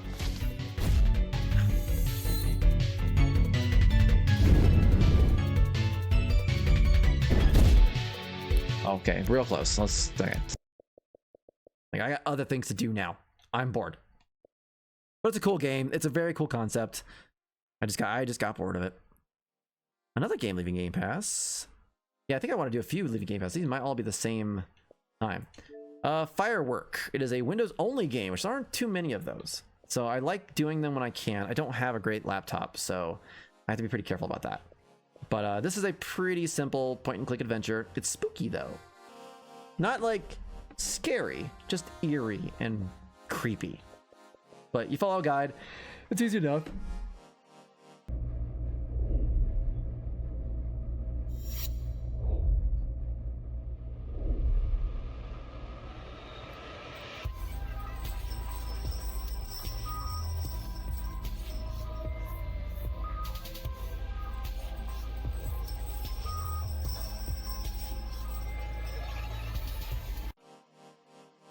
It's Chinese mythology. So there's lots of things I kind of look up and to figure out why this was spooky or bad. But overall, a neat game, just to say I did it. I believe if you watch my video on YouTube, it looks normal, but I had to edit the screen view in OBS while I was playing it, and I actually played that footage on the TV where I could play it, because it's like, it's a full screen, but the game is just a small box in the middle. and it was very weird. There's a lot of just nothing space, and I'm not sure why they did that. But so if you are a streamer or you have OBS, I would suggest playing this game in that mode and then using OBS to edit out the empty space and play it full screen. So neat game though. Again, point and click. You have a guide. I was shocked I found a guide for that one. Is this leaving Game Pass too, the same month? I think so. Yeah, this is also leaving Game Pass. This is why I wanted to finish Cassette Beast so quick. I was like, this is taking too long. I don't get to the other games, especially Fireworks. So, but I also did Slayers X, Terminal Aftermath, Vengeance of the Slayer. This is a game that's modern, but acts like it's a game from the 90s. It is so corny and hilarious. All the jokes are, it's very, you know, 90s coded humor, not coded, but like poop jokes and stuff like that. It's a Doom-like game, so, you know, it's a run and gun shooter. Not run and gun, because that's a different genre too. What's it called? Boomer shooter. The boomer shooter. And there's like FMV, not FMV, but, you know, cheap 3D model FMV videos of this, just the most edgy, hardcore garbage. It's so funny. I love the tongue-in-cheek nature of it, and it's a pretty easy completion too. I think I had to play on a hard difficulty, didn't I? Yeah, insane. Yeah, you're freaking insane. I think this is the hardest difficulty achievement. It always makes it hard when they're like, oh, we're gonna be clever with our... Yeah, completed on insane difficulty. So yeah, I did the entire first run on the hardest difficulty, and it still was not that bad, so...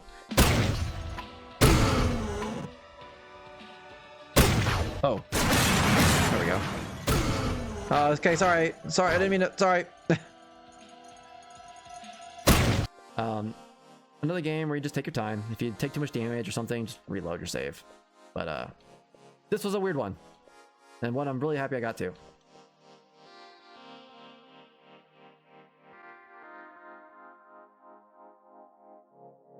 All right, I think this is also leaving Game Pass. Was this the same month? No, this is my first of my June games leaving Game Pass. Dordogne. God, another point-and-click adventure game. But this is, the art style is very cute. It's, God, I'm gonna try to explain it. Like, there, let's see if there's... Oh, that's right. I hate that they got rid of that system, the screenshots and everything.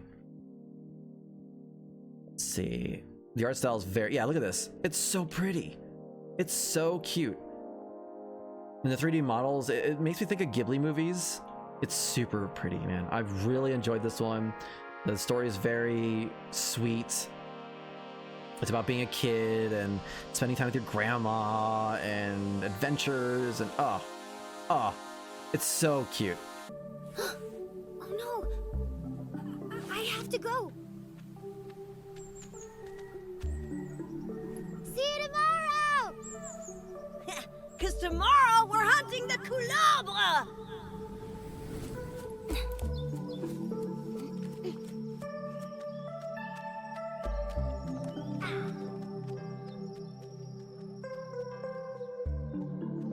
But again, it's a point-and-click adventure, so if you want something nice and easy, Dordogne is the way to go. But sadly left Game Pass, so, but it only takes a few hours.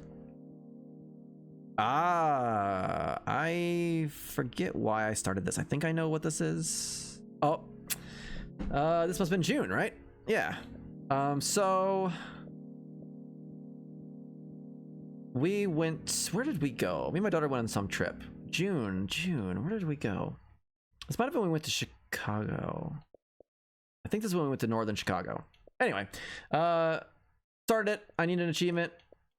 Oh, I didn't need an achievement. This is one I just finished. I sat down and finished it, and that was my achievement for the day.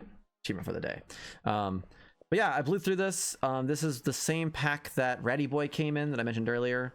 This is a simulator game where you're a blacksmith, but it's very simple, very easy.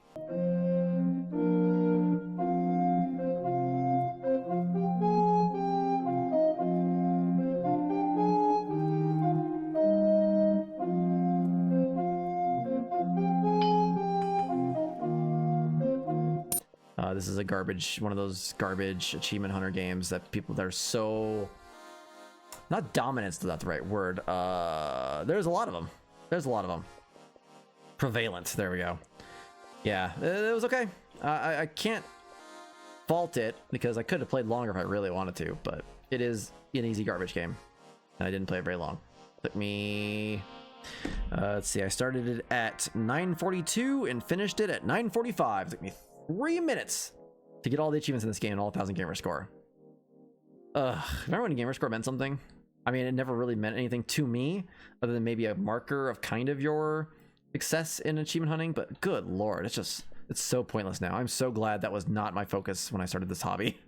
I'd be so bummed now. I can see why people are so mad about it. Oh, it reset my location. God dang it. All right. So next is, where is it? We were getting there. Yeah, we're getting there. Okay. Next, I started Never Dead. I've had this game on 360 for a while. This is non-backwards compatible. I had almost started this multiple times, and there are multiple reasons why I did not. First off, I know that the mechanic of the game, the base mechanic of the game, is supposed to be frustrating. You are an undead guy where if you take a certain amount of damage or get hit in certain spots, your body part will fall off, or you'll just full on explode into multiple body parts and have to gather them all up. A lot of instant death moments from that, because if you get sucked up as a head, you're dead. There's also online stuff, and you had to play the game on the hardest difficulty, and I was just like, this all sounds like a nightmare. So I put it off for a long time, finally decided to just buck up and get it done, and yeah, no, it's really, really frustrating. I am sorry if you caught me playing this on stream at all, and got to listen to me yell about it and rage, because oh boy, this is frustrating.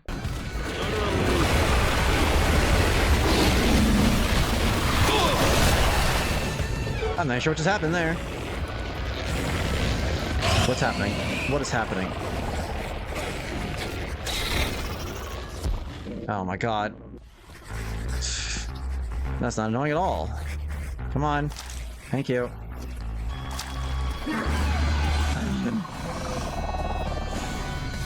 Even worse, not only was the game frustrating, but then I did the online, and the team I had, my YouTube videos of those runs are not kind. These people did not understand the basic methods of what we needed to do and constantly got us killed, where some of these levels should have been done maybe the second or third time, and we were doing it all night and just... Okay, we don't know anything past here now. Something might spawn that's bad. Yep, there come them. The Algo ran right past it again. Nitro! Or was it Mordred? Whatever. Zero spatial awareness, guys. Come on. Killing me, Smalls. What a pain.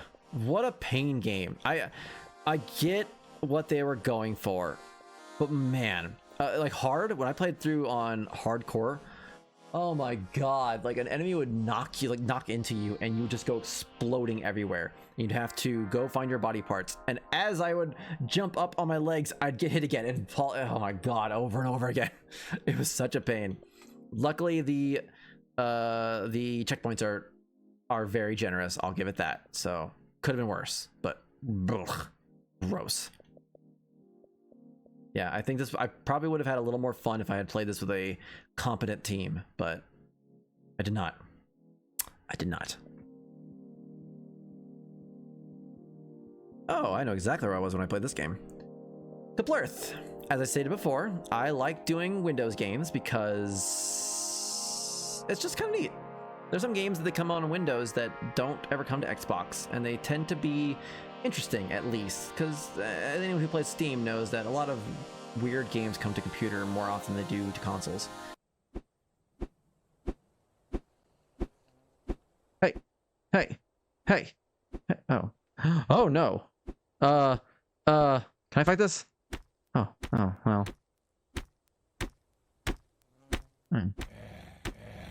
Okay, well, that was apparently an ogre. Say hello to the ogre, everybody. He is dead with no challenge whatsoever. So I saw Kaplurth, and it was leaving Game Pass, and I'm like, hey, neat. I wouldn't mind doing that, and it'd be cool because I don't see many videos. Like, there's no one streaming it. There's no YouTube videos on it. I don't know anyone who played it. It might be interesting. So I played it. I started this one when I was going on a friends trip with people, so that's why these 3 achievements, they're super easy and they're spread out for a few days, because we were in a cabin with some friends for a weekend. But when I got home, I hit it hard. It is a survival game, like Minecraft, think Minecraft, but in a 2D top-down style. Yeah, that's pretty much it. You start on the surface world of some alien planet, and you progress by going down through different parts of the world. And once you hit certain areas, that's like a biome change, and you have new materials, and it goes on and on. It's actually pretty hard, not gonna lie. Leave me alone. Leave me alone. Leave me alone. Leave me alone.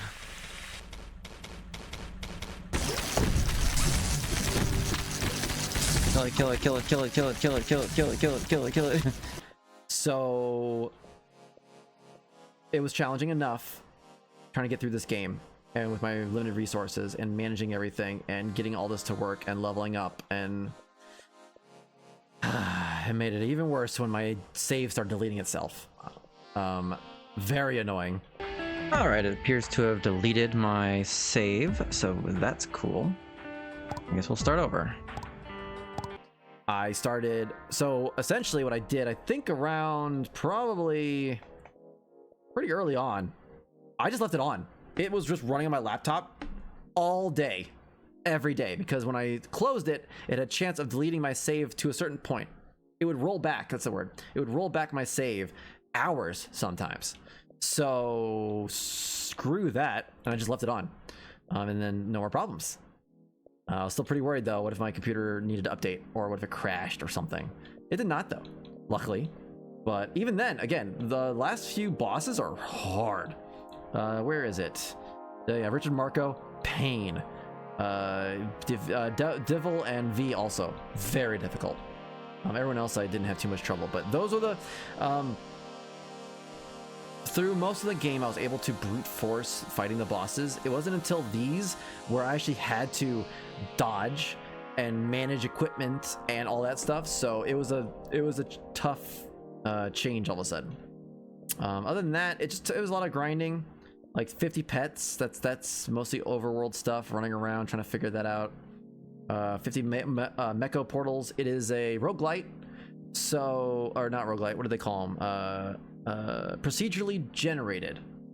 The worlds are procedurally generated, so I didn't know where these 50 mecha portals were. They could have been super spread out miles around my base. They could have been close, but it did take a while of literally going up and down the map, clearing out parts of the map to find those portals. So it's very grindy, but other than that, not too bad. It was an interesting game, interesting experience. I'm glad I at least played it, but I don't know if I'd recommend this one unless you're super into those kind of games. Oh, and that brings us to June. And in my June game from 2024, Unknown 9 Awakening. While this wasn't initially on my mind when I created that, challenge isn't the right word, task for myself, this quickly went on the list though, because it looked fine. It stars this chick. I don't know if you can tell from this animation, but she's from Witcher. She is Yennefer in Witcher, at least in the first season or two. I didn't watch past that, but she's so hot. But oh boy, they do her dirty in this game. The facial animations are bad. She and everyone else around her looks like they are from the PS2. No, PS2 is kind of harsh. PS3 era. This is a modern game in 2024, and it looks like it was released maybe 360. The scenery is great. The scenery is beautiful. But character animations, like a lot of times she's just like this, just kind of wide-eyed staring, and it's really off-putting. I don't get it, but that is probably my biggest criticism of the game. The rest of it, it's an interesting story. It's a cool setting. Like, yeah, I think it's southern, like India during olden times, with some steampunk kind of features and magic. It's an easy enough completion. I wasn't bored. It was pretty interesting actually. A lot of stealth, like a lot of what's the word I'm looking for? Engagements can be started with stealth and finished with stealth if you're good at it and have the right abilities. A lot of collectibles though. You want to find those. There's no chapter select, I believe, so they are missable. Let me confirm that. Okay, they're not missable, but it's a pain. So just get them while you're going through. Maybe there is chapter select. Whatever. It's a cool game. Definitely not bad. It was just, this is one of the ones I put on this list because it was kind of ignored. Like, it came out and just, that was it. Sad story though. I do research on the games I'm playing. I like to read about like the developers and things like that. They had a full-on universe planned for this game. Like, they had lore writers. There is so much side lore to the universe they were building. It's books, and there's a website, and there's an ARG, and there's so much optional content in the game you can read and look at, and I hope they continue with it and use all that material in some way, because they put so much effort into it. And as far as I know, Unknown 9 is it. They made all that content for this one game, and as far as I know, this game did not do well, so I don't think anyone knows about it. But it's a shame. It's quite a universe they were building there, and I hope they get a chance to expand on it more in other forms of media. Heck, take it into a Netflix show, man. Might as well just hire the same girl.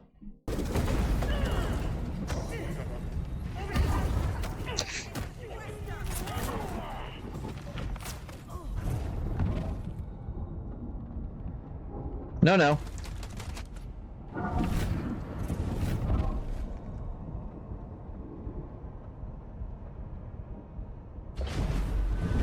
Right in the face.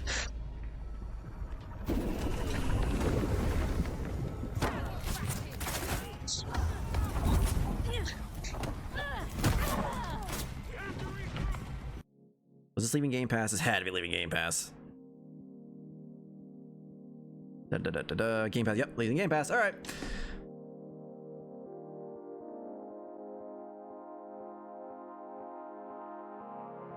Journey to the Savage Planet, Employee of the Month Edition. Shut up. More angry stuff coming. Oh, dang it. These are a little more annoying. Oh, right, I can carry these now. Forgot about that.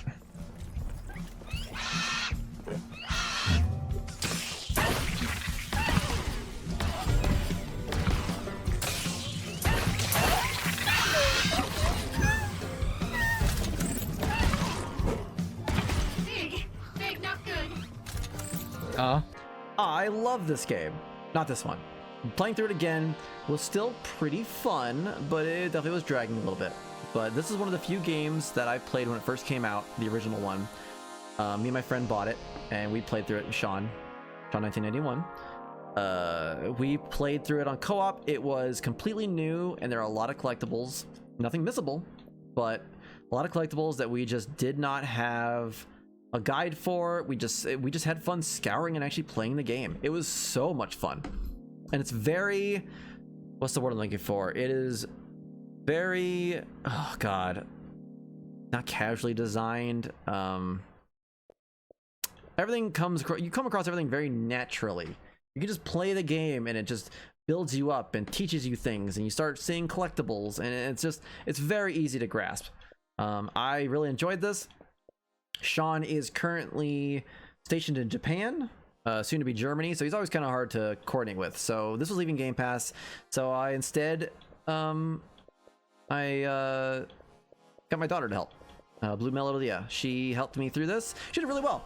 She's not like, I wouldn't say a hardcore gamer, but she has enough skill where she did pretty well. There is, God, what was the achievement? It's like beat the boss without dying or something like that. So I had to run around, but also my daughter also had to. And oh yeah, because it's like old game. What is it? Is it this one? Did we do? I saw we did somewhere. One of the modes, the added modes, not in this version, but carried over from the last game, is old game minus, where you have lives. So me and my daughter had to play through on co-op with lives. So, and it's harder too. And you're timed, right? I think you're timed or something like that. Anyway, So yeah, my daughter did great. She managed to not die because we only have like 3 lives, and she didn't die in the end boss, and we had to survive. Because most of the time, the second player, my daughter in this case, could just sit in the base, or she just kind of explored and had fun. But they don't have to put themselves in any real danger until the boss, when you're both locked in a room with it. So that was when her skills came into play, and she did a great job. And then there's DLC that kind of dragged on because I didn't use a guide, and there was one of them. Yeah, the Kindex. It took me a while to find the last few items. I love the plan. It's called DLC 1. Game is funny. If you haven't played this game, play it. It's very fun, very funny, very cool. Big fan. Another one. Getting leveled up would be nice. There we go. So, good news, bad news. Good news is those things you ate made you way harder to kill. Bad news is you're harder to kill because most of your bones have been replaced with rock-hard space tumors. Good news, potential partners dig tumors. Or so I hear. I heard the second one's not as good, but I will get around to it at some point. Hey, this one was leaving Game Pass. Only reason to ever play this. I hate Peppa Pig. Goodbye, Mr. Bull. Goodbye, Mr. Rhinoceros. Thank you for fixing the road. Not quite as much as, what's that other annoying kid's name? Caillou. Not as bad as Caillou, but still pretty annoying. Yeah, it's a kid's game. It's kind of a kid's version of a point-and-click game.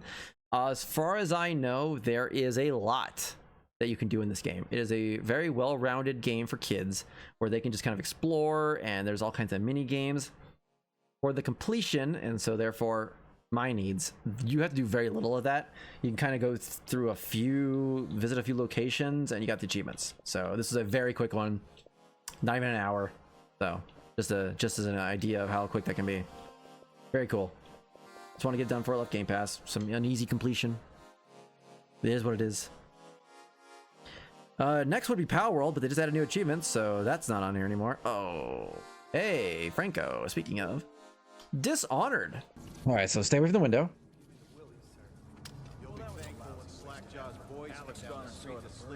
I hope he was smart enough to stash him someplace before he got caught. You're the one told him to go scout around. That's right. Scout. When you find out what the plague hit, none of them expects to live past 20. So why be scared of anything? That's so cool. So I have had Dishonored sitting here for a long time. Like, I've owned this one for a long time because I knew it was a good game. People spoke very highly of it, and it looked right up my alley. But then Sean, speaking of, 1991, went and did it a while ago, and he got to the DLC, and he said how this was one of the worst games he'd ever played, and it ruined everything for him and was such a pain and blah, blah, blah, blah, blah. He raged at it, all that fun stuff. So I'm like, no, I'm not. I'm good. But I finally manned up. I finally sat down and started this. And I have to say, I've thought about it. And even though my first playthrough was the one where I couldn't use many powers, I couldn't upgrade, I really had to hobble myself. This is one of those games where they really make you hate the game based on the way they did the achievements. And so one of the achievements is beating the game without upgrades, and the ones without killing people, and I did all those in one. I did 2 playthroughs to make it easier. Yeah, I think even taking into account that I did that, I still don't think I like this game very much. I really don't. Granted, I had a little more fun when I played my second playthrough on hard and could just get all the powers and murder everybody, and it was a lot more fun, but I still didn't like it very much. I don't know what it is. I don't know if it's the style of the game. I remember playing it and just feeling confused isn't the right word, but just not into it. I don't know. Whatever the case may be, this game did not grab me. It could also be because it's so old. Maybe I should try the sequel, and it'll really click for me. But okay, so she does that. Up. Puppies. Okay, there we go. Boom.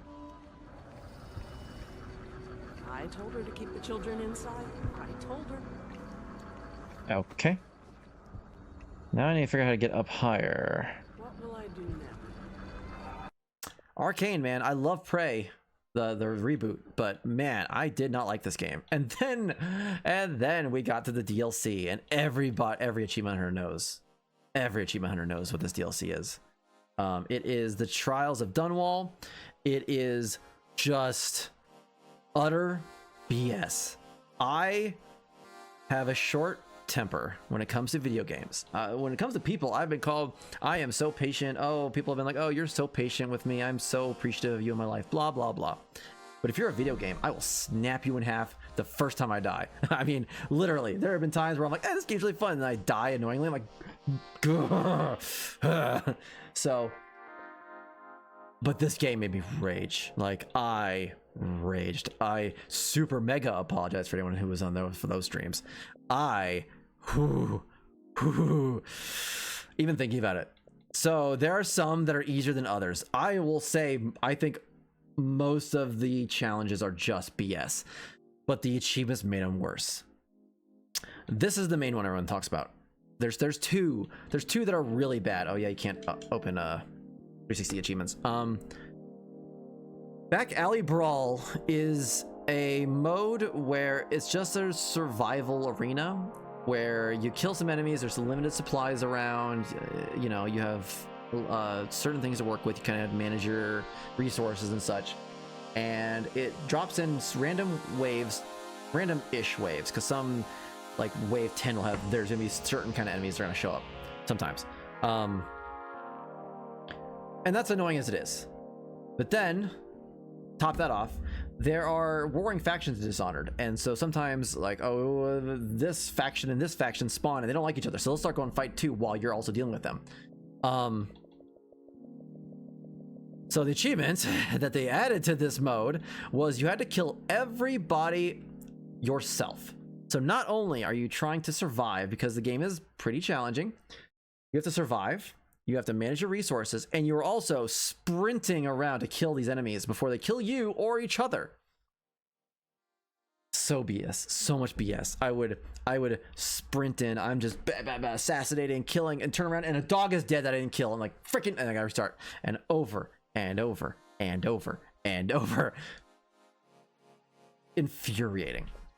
And then the other one people usually don't like, I'm looking at these other ones, I'm pretty sure the rest of these aren't it. Yeah, it's definitely this one. Daredevil. So bonfires is another challenge where there are floating platforms, there's like a building on one, and you have to get through. It's time trial kind of, you know what I mean? The achievement is for performing all special combination jumps in one round. Special jumps are when you go from there'll be like I think, were they rings? No, they weren't rings. They were like spots to land, like waypoints. The waypoints spawn randomly. What a special combination jump is when you hit a waypoint from a certain location. So like, oh, the waypoint is on this little floating island. To get the special combination jump for it, you have to get on this other island and then jump to that one. And they're usually tough jumps to nail. So, on top of that, they're random, I think I said already. So, for this performed all special combination jumps in one round, it's very RNG heavy again. What's even worse is the final achievement for this DLC is getting all expert and normal challenges to 3 stars. Getting the 3-star on Bonfire is actually harder by a lot than even this annoying effing achievement. And oh my god, I raged so much. I remember going, oh, the top of the building again, so many times, because, you know, sometimes you might spawn over here and then the next spawn is on the other side level. And it did that to me many times, and that's gonna burn up time, you know? It was so frustrating. Luckily, I purposely did the hard ones. I always did this to myself. I did the hard ones first. So by the end of it, I was having a little more fun. Very little, but a little bit. But overall, man, what a pain, what a bummer game. I just did not like any of this. I don't know what it is. Again, I don't know if maybe it was just, it's an old game and nothing's aged quite right, or whatever the case may be. Just didn't like it. Just did not like Dishonored. I wished many bad things upon the developers while I was playing this, especially those Dunwall City Trials. We'll see if I ever play an arcade game again. I think if I do, it'll probably be the time travel one. What is it called? Bulletproof or something like that. Anyway, Yeah, that was dark times indeed. Oh, then we went to something way better. Turnip Boy! Yay, more fun. Way more happy. This was leaving Game Pass. Turnip Boy, was it leaving Game Pass? I might have actually just done this one for fun. Or I needed an achievement or something like that. Oh my god, all the tabs.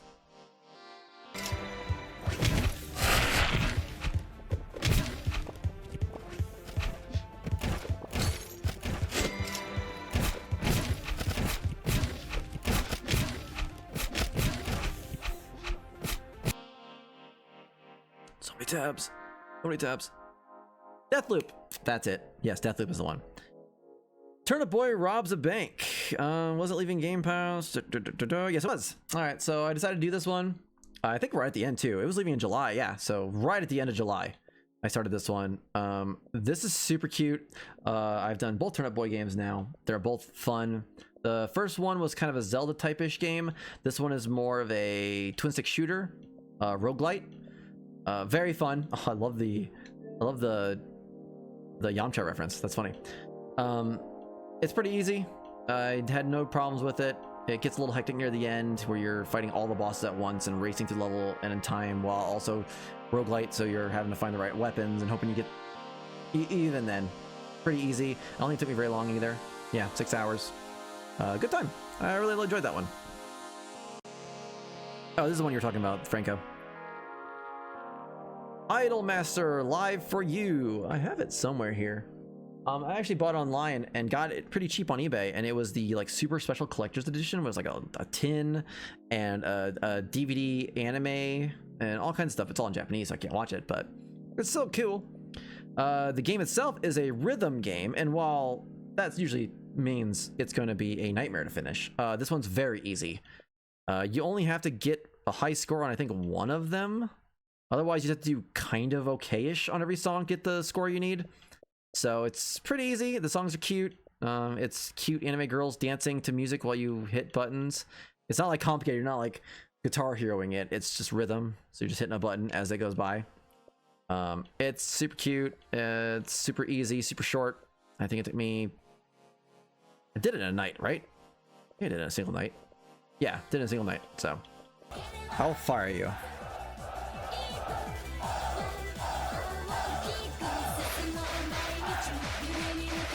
Yeah, this part gets me every time.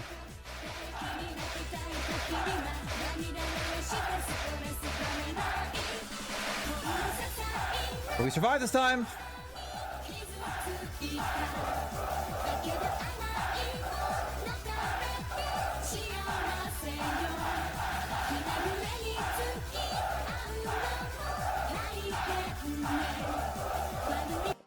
Super short, super easy. Play through all the songs, get them all done. Done and done. You didn't even need to really know Japanese besides getting through the menus. So I'm glad I had this. I'll sell it at some point. I love doing import games. Oh, I remember this one. Okay. So next, I did... And Lavendathar. Every time I see your icon up there, buddy. Oof. I mean, bricked up. So as I said, back in, what was it, March, I got Ubisoft Plus to do Skull and Bones without having to buy it. And then I did in Transference, and then I did Scott Pilgrim. And then I forgot to cancel my subscription. It wasn't until August when I realized, oh my god, I still have my Ubisoft Plus subscription. I'm gonna cancel it now, but first I will do another game. So I went and did the sequel to Valiant Hearts.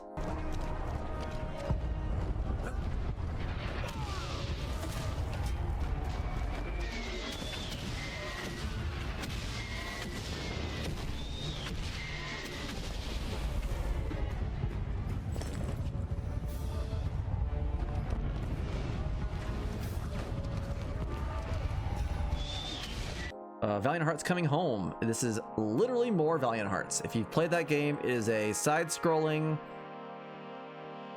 kind of a puzzle game. But mostly very narrative, very sad. It's about World War I. Yeah, this one isn't too bad. There are some challenging ones. This one, Wingman and Musical Ear, requires some level of skill. Musical Ear is a rhythm game and was a little kind of tough. And then Wingman was just, you have to dodge things. So it's not, neither of them are very, very hard, but it's gonna require some skill. Other than that, you just get through the game, follow a guide, get all the collectibles, cry because it's a very sad game, and yeah, maybe learn a little on the way about World War One. Most people don't know much about World War One for some reason. Not sure why. Oh geez. So if you've noticed, we are now in August, and I haven't talked about my July game from 2024. That is because I enjoyed it so much that I stretched it out as long as possible so I could play with my friends, and I have to scroll to the top because I played it recently. Outlast Trials was my game for July that stretched into August. This game is awesome. I have never really played any of the Outlast games because they're pretty hard. I know the first Outlast game to beat the whole game on hard without using batteries. Second game I've heard is even harder, but they're supposed to be very good games. The Outlast Trials is got a similar vibe to the games, but it's applied to a not a platform, a never-ending game. Well, I just said it earlier. Games as a service. In this case, you are playing as someone trapped in a facility, and you have to go through tests. And the tests are essentially escape rooms, kind of, but while also having to deal with monsters in the Outlast style. So there's a cop who will shoot you. He's like one of the few with range attacks. There's a crazy lady with a puppet on her hand. And they're usually popping up in different areas. There's a guy who can see in the dark, so obviously making hiding in the dark not helpful. And you level up, and Hey guys, it is most definitely a horror game. Oh, do we have to fix a generator? Nope. One more. Fuses, yay! Pick up a fuse. Oh, look at it. I'm trapped in here now. I'm trapped in here now. There you are. I'm trapped in here now. Phew. Help. Oh, I see him. I have a brick. Mama, back off my... It's a lot of fun. I don't know why. I feel like if you had told me this game, I would have gotten bored very quickly. Like I was like, oh, I'm gonna get bored of that very fast. Like there's no way that's fun. But again, I just played this recently, very recently. Like we jumped in again for the holiday stuff that they released. Completion wise, it's just a lot of doing stuff all over and over again. None of this is really difficult. It's just you'll get it as you play. Like, kick an enemy off your friend so many times, or I'm pretty sure this one is lose so much blood from getting stabbed, and it's all accumulative. Nothing's very hard. I don't know why I love this game so much. It's just like any other games of service. You have a season pass you can buy. There's unlockables. There's gear. Not gear. There's customizable options and cosmetics. I don't know why. This is another game where me and my friends Tommy Today and Ghost Who Walks have played it so many times that it is rote memorization at this point, where we get in there and we know what to do. We know who's gonna spawn. We got this. But it's just so much fun.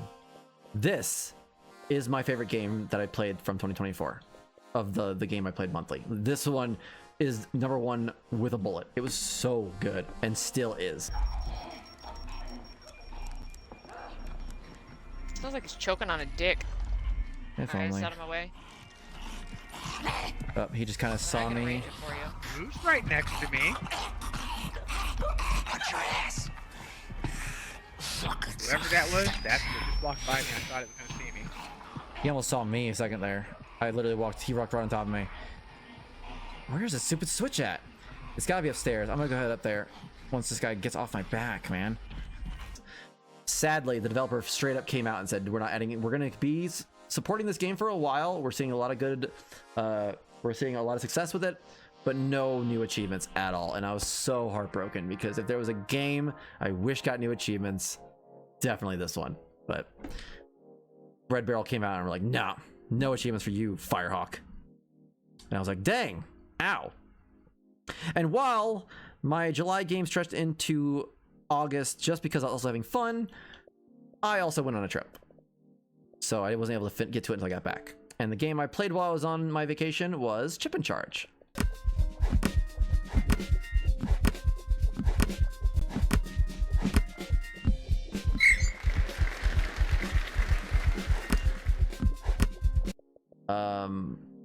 Normally, this is a very, very, very easy game. But for me, it was only kind of an easy game because I'm an idiot. And I started a tennis game on vacation that I had to play with on the cloud. The cloud works very, very, very well. Mostly. But then, while the cloud works great, playing remote, so like remote connected to my Xbox from, you know, 1,000 miles away, makes it a little laggy. And playing a tennis game, not easy. I've got an achievement a day, best I could, because we were in Florida for a good couple weeks. So I had to really stretch the sucker out. It's very easy though. I just really wanted to challenge myself, I guess. At least every time I'd wake up, I'd log onto my Xbox, and usually through my laptop. I don't know why remote play doesn't like working on my Xbox through my phone for some reason. It's the same system as far as I know. Anyway, no, other way around. I had to do it through my phone because for some reason it won't ever attach from my laptop.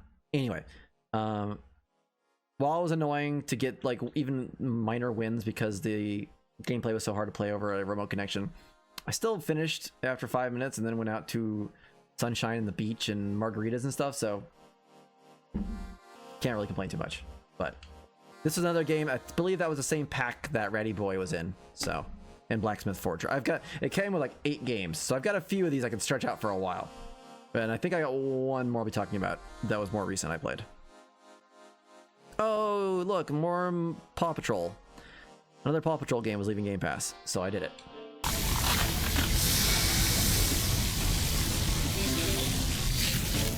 Good job!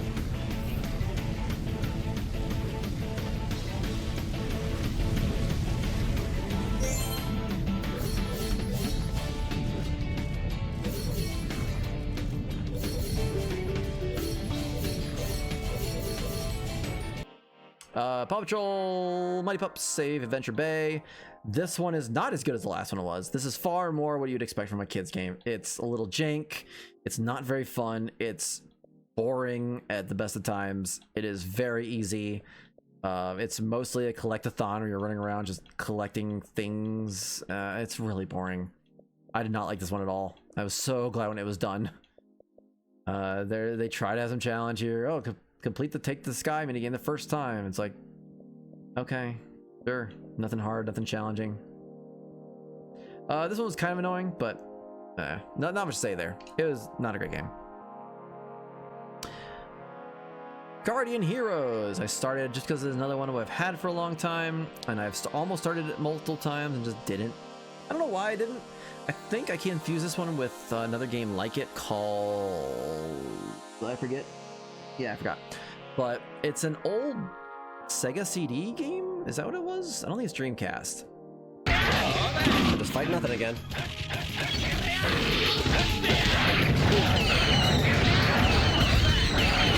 Die, Satan! You make poor relationship choices. Anyway, it is a beat 'em up where there's like branching paths. So just follow a guide for the paths you need for each ending and unlocking all characters, which oddly enough, there was no straight route to take on TA. That guide is now mine, I did, because why hasn't that been done yet? This game is so old, but whatever. I did it, and yeah, it was pretty easy. Most of the guides on TA will tell you the easiest routes to take and what characters to use and how you should be upgrading yourself, so it's not too bad. Even this finished story mode in hard without using any continues was kind of tough, but not too bad. Game overall was okay. I guess this is kind of a classic, but I had never even heard about it until now, so. If you're talking about heroes, I'm more like the Mystic Heroes kind of guy, so, when I was a kid.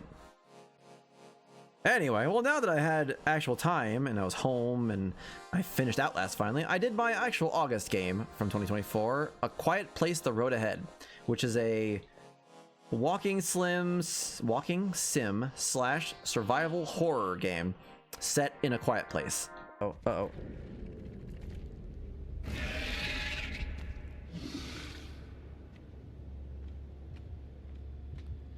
Stop it.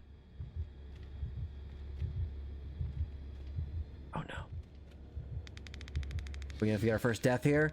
We might. I made a mistake. This was the wrong way to go.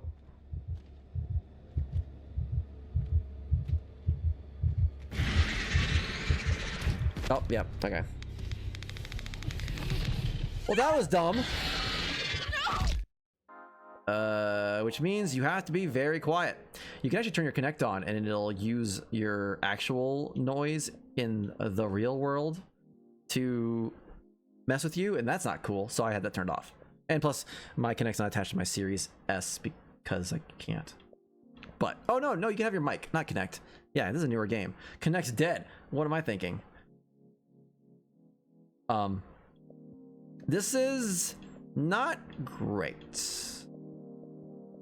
I had fun playing it up, not playing it up, but I leaned into the actual mechanics of the game and made it tense when I was streaming it the first run through and all that fun stuff. But when you're really just going for the achievements and trying, you can kind of ignore a lot of the sound and turn it down to an easier difficulty and just blow through it. It's not very hard. You do still, even on the easiest difficulty, you still have to be pretty careful because, yeah, the sound monsters will kill you. Make too much sound anywhere, even if the monster's not on the screen or in the area, they will find you and kill you. You cannot make noise, you can't run. Very annoying. A lot of collectibles to do that. Almost every area where the monsters actually show up and are around, there are speedrun achievements, which were not hard. I don't think I'd try more than once or twice for any of these, if twice. Usually I got them first try, but you can check my YouTube channel for all those. I posted them all up. Neat game. I wouldn't say it's worth recommending, but if you like those kind of games and you like A Quiet Place, go for it. I like the movies a lot, so I was kind of excited to get to it, but it didn't really add much narratively. And if he comes any closer, I'm a freaking anxiety attack. So he needs to not. I need to scare him away. Let's do that.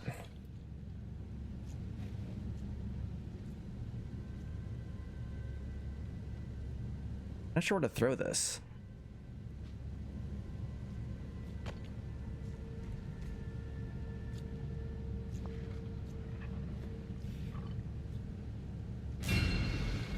Yeah, he's all mad now. Okay. Yes, Alien Isolation. Yes, Franco says, did you play Alien Isolation? It's Alien Isolation. Nowhere near as good. I've heard Alien Isolation is great. To your question, no, I've not played it, but it is Alien Isolation with the Quiet Place aliens. I don't think they have a name, so. I've heard rumors that, like, it might be in the Cloverfield universe. Anyway. Maybe once a year, Gamefly will email me a deal where I can get a month of rentals or 2 at a time, and for $1. This time it was $5, so I was like, that's still worth getting a few easy completions out of the way. So I got my Gamefly subscription and I started with Cloudpunk. Why do you talk like that? Who was this bum that was questioning me? Another tin can with an attitude and too many questions. Oh my god. I gave him the brush off. Hey, don't talk to him like that or I'll drop you in the hollows. The dame had a point. I'd better play nice for now. I'd slip her some bills when she took me to the holocaust machine. A handful of limbs should help dip this sour lemon in a little sugar. Can you understand what he is saying? About 40% of it. Cloudpunk, I had never heard of before. And based on like the key art and just its name and stuff, I was like, oh, this is gonna be some junky little indie title that no one's ever heard about, and it won't be anything worth noting. Hey, maybe it's like a point and click adventure set in a Cyberpunk 2077 knockoff. I don't know, whatever. Achievements looked okay, rented it. It's so cool. It's an open world future delivery game where you're playing as a delivery person in, I forget the name of the city you're in, but you can fly all over the place. You can land in different places. It can kind of take on a bit of a immersive sim kind of vibe to it, all in a what's the word I'm looking for, like a pixel kind of style. Here, let me see if the store has any pictures on it. And then the story is actually really interesting where you get involved in, like, yeah, see how it's kind of like got a art style. You can play in this mode. This is third person mode. Don't play in third person mode. It's bad. You can push a button and go first person. Way better. Everything's like voxel. That's the word I'm looking for. Everything's kind of voxel style. And then the storyline's really good. So awesome. I saw so little information about this game when I was looking for guides and stuff, and I'm kind of surprised. It's really good. I cannot recommend this one enough.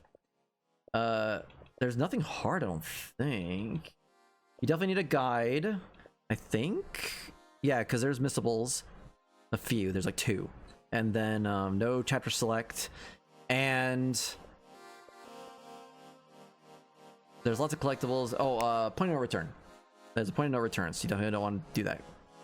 But or is there? No, there are no missables like that either. The only missables are mission based, and they're like, again, you can't go back and replay missions. So once you lose it, you're done.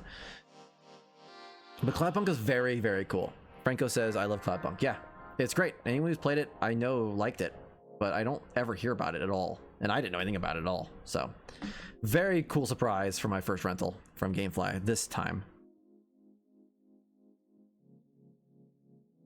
Oh, Human Fall Flat got more achievements, and oh my god, look, it's still completed, so maybe by the blessings of the gaming gods, it is finally done getting achievements. But hey, Human Fall Flat! I hate this game. I cannot stand this game. When I first played it way back in 2020, it was fun. I played with a lot of the people who are now in my Discord for the podcast. We had a great time. They kind of just carried me through it. But I didn't actually have to play it until the DLC came out, and I started doing it on my own. And it was still kind of fun. I have hated it more and more, though, as every DLC comes out. The physics, everything from the gameplay physics to the style of the game just irks me in a way I can't express. And I had to complete it twice this year because these museum achievements came out, and then later the hike and Candyland achievements came out, and that was back in September. And so hopefully I am finally done with Human Fall Flat. The second game's been out for a while. Please stop releasing DLC for this. Please. Good lord.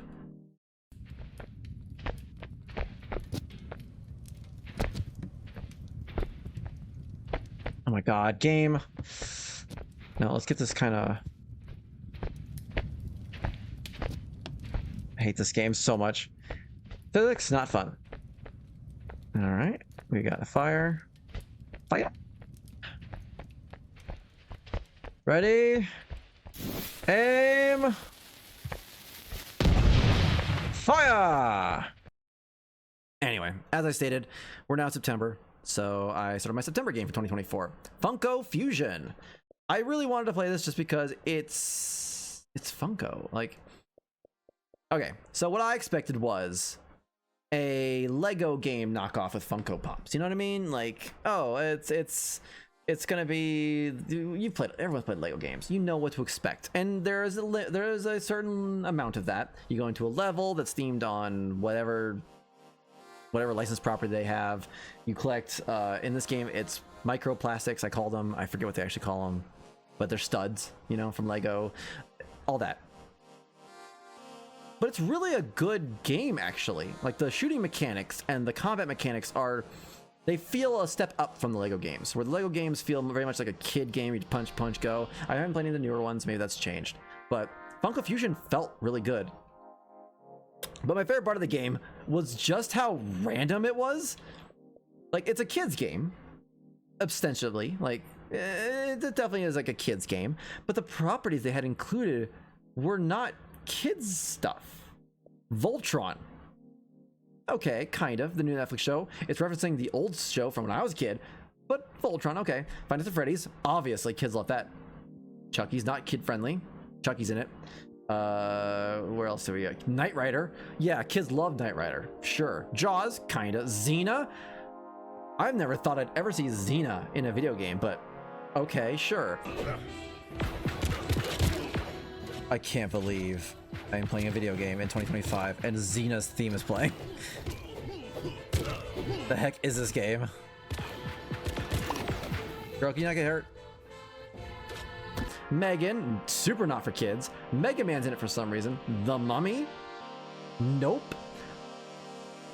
Who signed off on a nope level in a video game.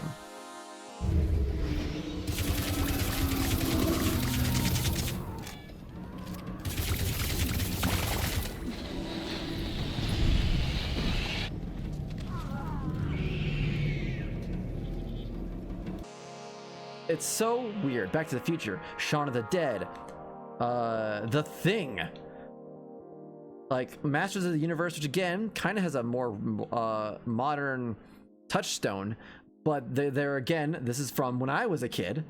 Jurassic World, Battlestar Galactica, which is kind of neat because I don't know anything about that series, so it's kind of neat to go through it.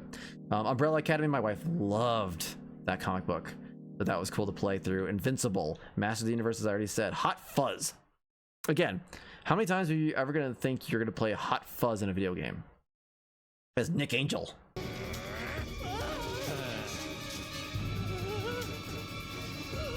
It's going to happen like it did in the movie?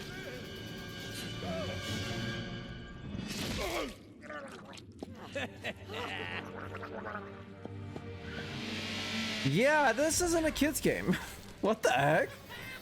But I liked it. I thought it was pretty cool. It got a little grindy at the end, and there were some annoying spots that just I couldn't quite figure out what to do, and there's very little in the way of guides, so I would be kind of stuck and just get frustrated. But overall, I definitely recommend this one.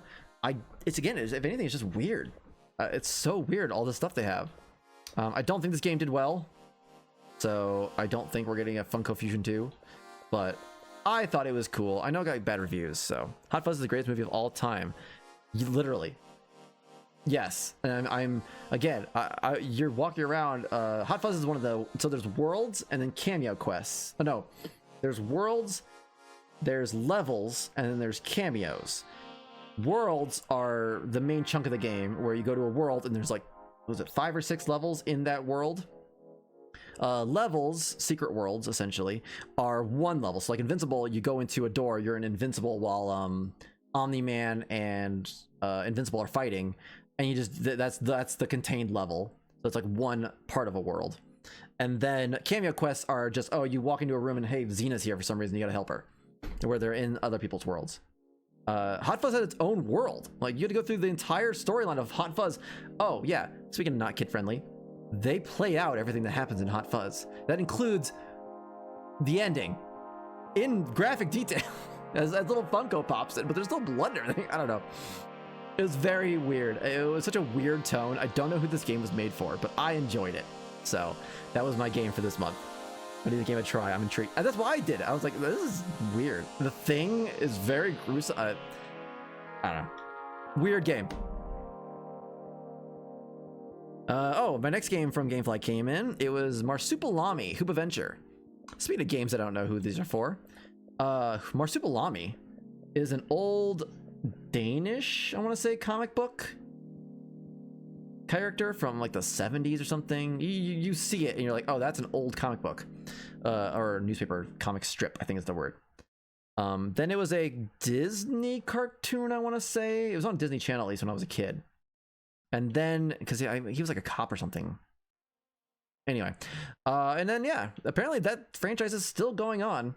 This is not some game that they made out of nowhere. This is still a known entity in Europe and such. So Marsupilami, cool. It's a platformer, fine. And if you're a kid, finishing it is pretty easy, I would say. Not super hard. There's some challenging stuff in here though. And then the achievements. Love the Leroy Jenkins mention. The achievements there, time trials are hard. This game, you require pinpoint accuracy of getting through all these levels in the time trial modes you need. And I raged a bit because it was, again, very difficult, especially in the later levels. I don't think any kids are finishing this. Like, this gets to not quite Donkey Kong Country levels of hard, but getting there, edging on that, which is why it has a 3.3 ratio on TA. So yeah, this one was a tough one.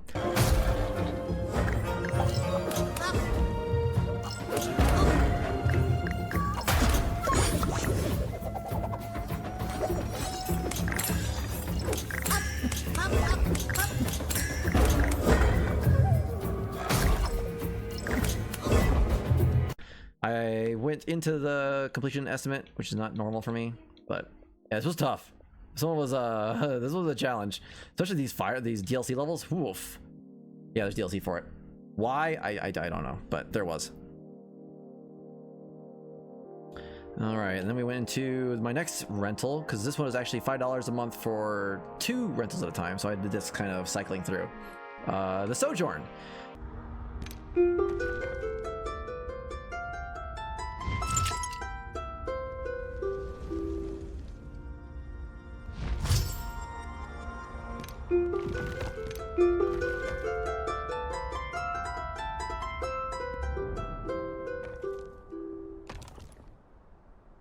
I can't warp again. Frick.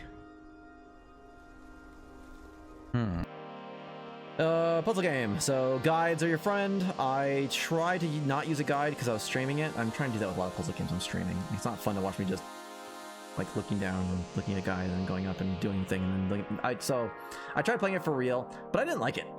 I don't know why.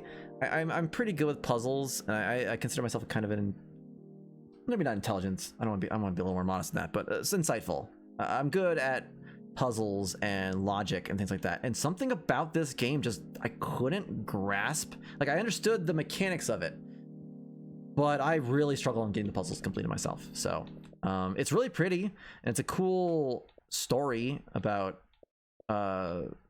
something I don't remember.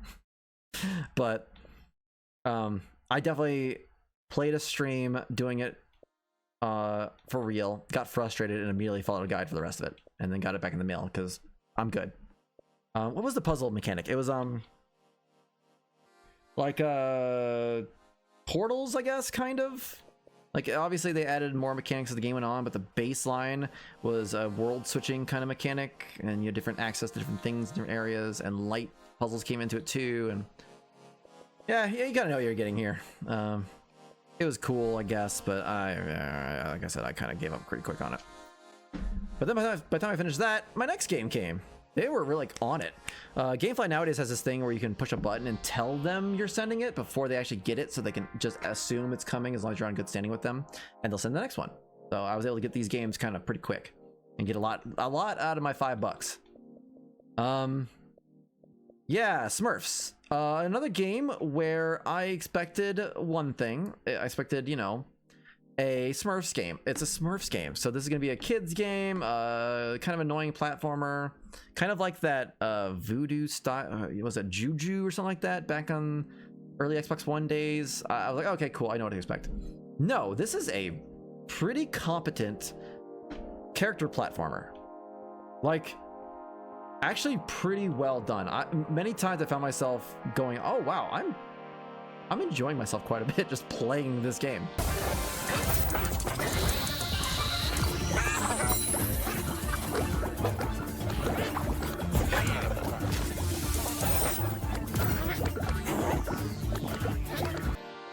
The mechanics are, it feels like a Super Mario or something. Like the jumping feels really good.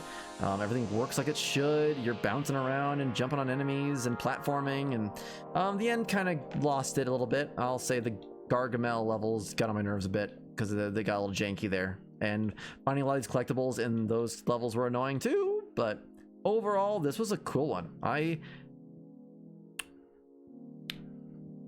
For a kid game, yeah, I think I recommend this one. This was a pretty big surprise, and I'm glad I rented it.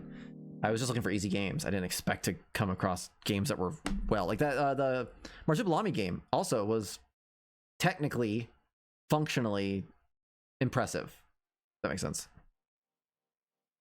For a kid's game, for a family title, or what do you want to call it? Man, we are stretching on 3 hours here. I still need to get an achievement for the night. I like talking. What can I say? All right. Next one, another rental, super easy. Like, how long does it take me to finish? Less than an hour. This is Garfield Mario Party.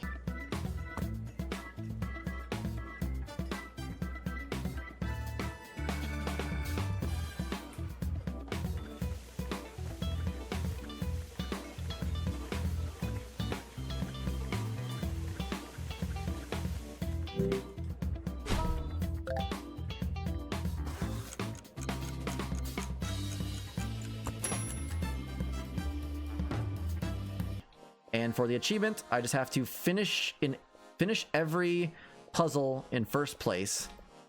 Luckily, there is a mode where it just cycles through every game once, and then you plug in 3 controllers and you're off to the races. Just finish with your main account, finish every game in first place over your other controllers. Easy peasy. This is a really easy one. Nothing much to say here. If you like Mario Party, maybe this would be fun with friends. I don't think so. There are definitely better party games. Even that Rio game was a little better, so definitely skip this one unless you just wanted a completion quick like I did. All right, so when I do these gameplay ones, I don't like playing a bunch of easy games. Granted, Marsupilami ended up not being very easy, and Cloudpunk ended up being awesome, but I don't like playing just easy games. So to toss in an annoying one, I did Troll and I. This game is jank.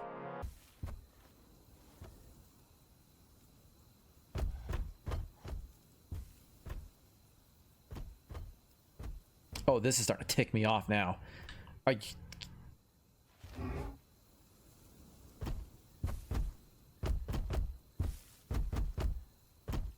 Straight up poo-poo garbage.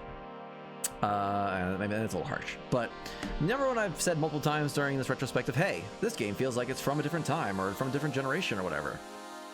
This game feels like that, but in the bad way. It looks and plays like a bad PS2, maybe PS3, early PS3 game. It's not good. Hey boy. I'm gonna have a block or something. Block button would be great. It's really not good. It's really ugly too. The mechanics are there, like you're riding this troll, and the combat's super simple. And just, who made this? When did this game come out? I don't think it's like super old. 2017. Yeah, no excuse. Especially not for a. Is this full price? Oh, it's been removed from the store. I can't imagine why. There's almost no information about it. I had to find a guide on some forum, I think, for it. I definitely raged, but it was like one achievement. Where was it? Yeah, this one. Where the aiming for the spears after I got this achievement, never used them again because they are banned. Like a lot of the mechanics of the game. A lot of it was just run in and beat things and just get it over with and find the collectibles and move on. This was not quite a regret, but it was a game of all time, and I am glad, I guess, that I experienced it. But bad game, no good.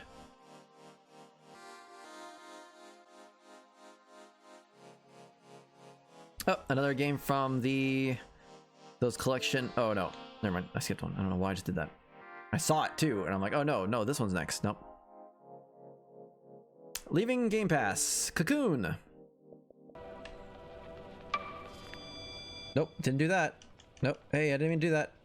Oh, I guess I touch him? Okay. Hurry up. Okay. Diamond. Pentagon. Triangle. Dash.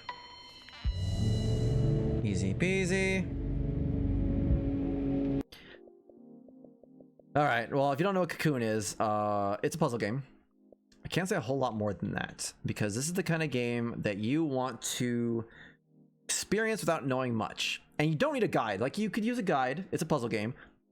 So using a guide for the collectibles, and I used a guide for the collectibles. I just had it was a very simple list without any spoilers to kind of give me an idea of where to get the collectibles. I missed one, and I just went back and grabbed it. So it's not... Wait. Remembering. No, I did not use a guide. That was the whole point.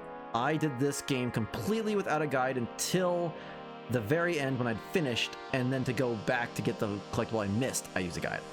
There we go. This is awesome. This game was so cool. The mechanics they start introducing makes this quite a mind-bending experience. This was... If you're not good at spatial reasoning, you are going to struggle, because this goes what's it called, 4D like the fourth dimension kind of thinking, and it's crazy. It's very cool though, and I knew it was a well lauded and awarded game, and had to do it before I left Game Pass, and I'm very, very glad I did. Okay, now we get to Skelejump.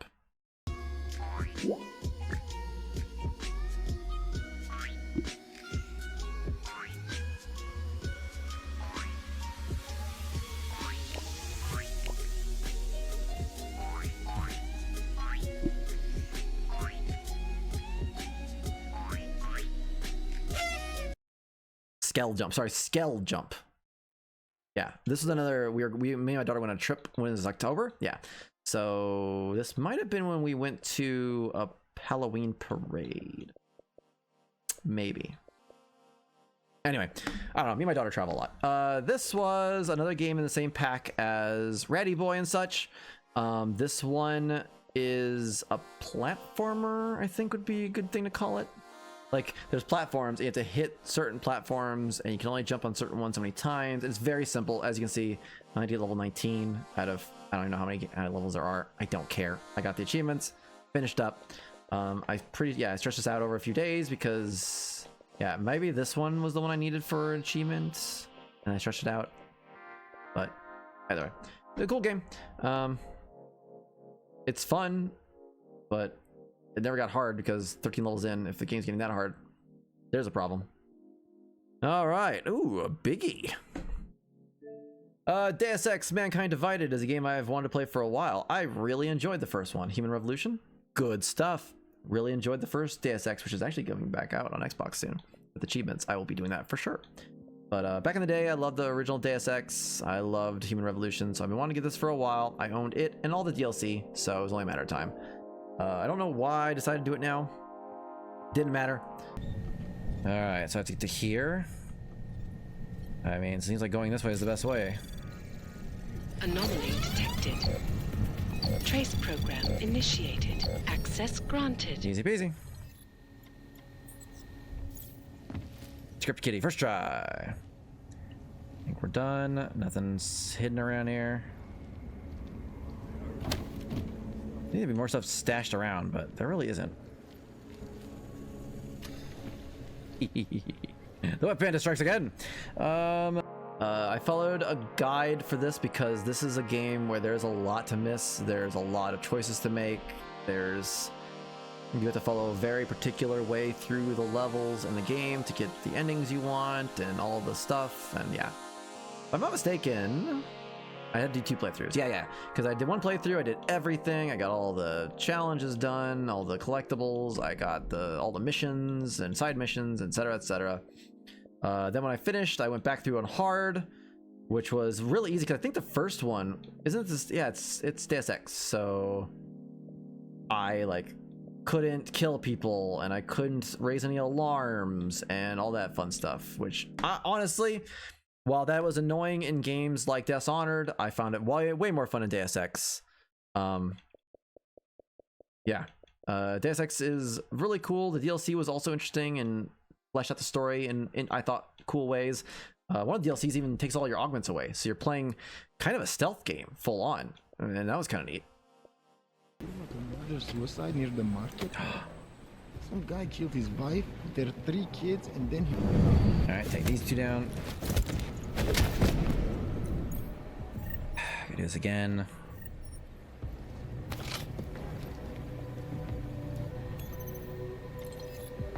Got these. Grab this.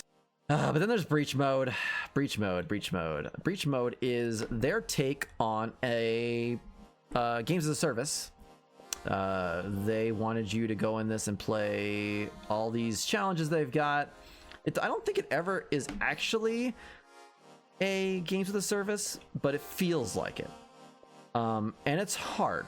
Like, when I started it, I was like, oh no, I don't think I'm going to finish this. Or at the very least, I'm going to bash my head against the wall until I finish, and it's going to be no fun and frustrating. Now this guy. Archiving server security diagnostics.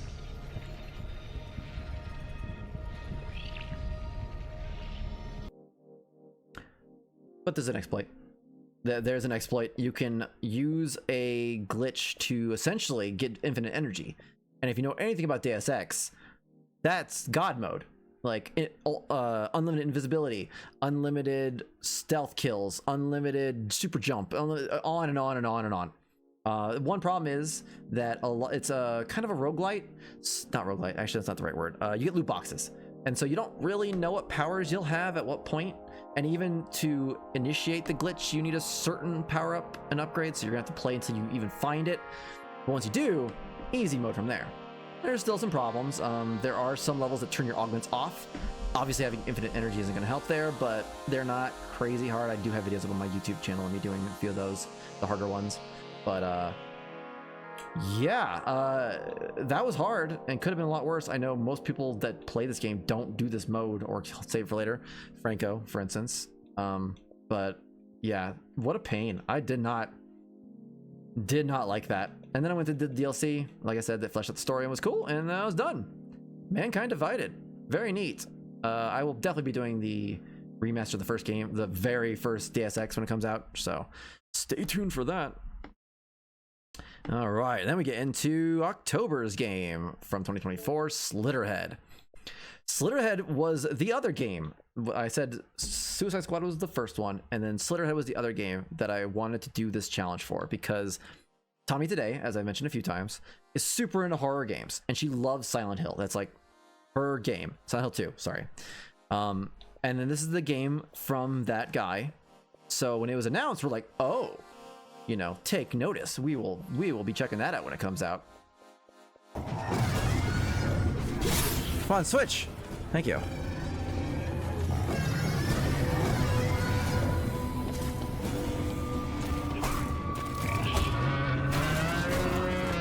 Ow, okay. This is getting tough now. And then it came out, and we didn't even know. It was so under the radar that it came out, and even she didn't know it came out. I remember us sitting there, and we were talking. I think we were playing something or talking on the headset or something like that, and we're like, wait, Slitterhead, when is that coming out? Did that come out? And it just had come out like 2 months ago. And that's kind of where that was near the end of the year. I think this came out in October of last year, or 2024. So it was near the end of the year, and I was like, oh, you know, it'd be a cool idea. Go back and revisit this, and maybe some other games, and that was born. Okay, anyway, for Slitterhead itself, though, this game is cool. Like, this game has some serious style. It's weird. It is very weird. And this is another one that falls in the category of this feels like a game from a different generation, but in the best way possible. You go into a level, you have it's a little open world, but not quite, because the levels are very constricted, but you can kind of explore a little bit. And you fight, and you go into little combat areas, and you fight some enemies, and you go to the next one, and repeat. This feels like a Japanese PS2 game and gameplay style, but looks really cool and pretty, as you can see from these screenshots / achievement tiles. It's hard. This game is hard. There is no way to. There's no exploit. There is no sugarcoating it. This game is hard, especially on hard difficulty. Oh boy, this game was. You better be good at parrying, because you're gonna need it. I did find, as in kind of a hint, a tip, or whatever you want to call it, a bully. Be a bully. If you get in there, you're aggressive. And the main mechanic of the game is you're a ghost, and you can jump. There are certain bodies you can take. Does it say their names on here? Rarities. They're called rarities, and they're humans with special abilities when that ghost possesses them. They're the main characters you choose. You can take 2 in every level, and then the ghost can jump out of that body if that body gets knocked out or whatever, and go, or just if you want to, and you can go into civilians around. And that's like the whole mechanic of the game, is just throwing these meat shields at the characters. The problem is that, including on hard difficulty, because it's just part of the game, is to unlock the true ending and to get any of these difficulty achievements. Yeah, Nightmare is what I had to beat it on. Apex Hayoki Legend. That was hard. To beat the game and to get the difficulty achievement, you have to get through the game with only, I think it's like 80 or 100 deaths. So like humans dying and being killed. The rarities won't die, but any civilians you have can get mowed down very easily because they're not superpowered. The rarity and the ghosts can kind of leech leak some of their power to the other bodies you inhabit, but it's very minimal. So they are meat shields and will get wrecked. But to beat the game and to get the hardest difficulty achievements, you have to beat it without many of them dying. And that includes if they're just around and the monster just takes a swipe and murders a bunch of them. It's hard. It's very hard. Get away from the humans. Get away from the humans.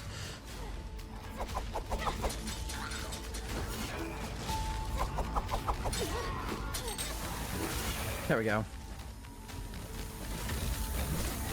Is Anita here? I haven't seen her shout out that she's around. I haven't seen her either. But even then, my suggestion for the game is if you are going for it, to just be aggressive. Inhabit a body, attack. Jump into another body, immediately attack again. Just pile on, and you're gonna lose a lot. You're gonna lose a lot of characters, but it worked.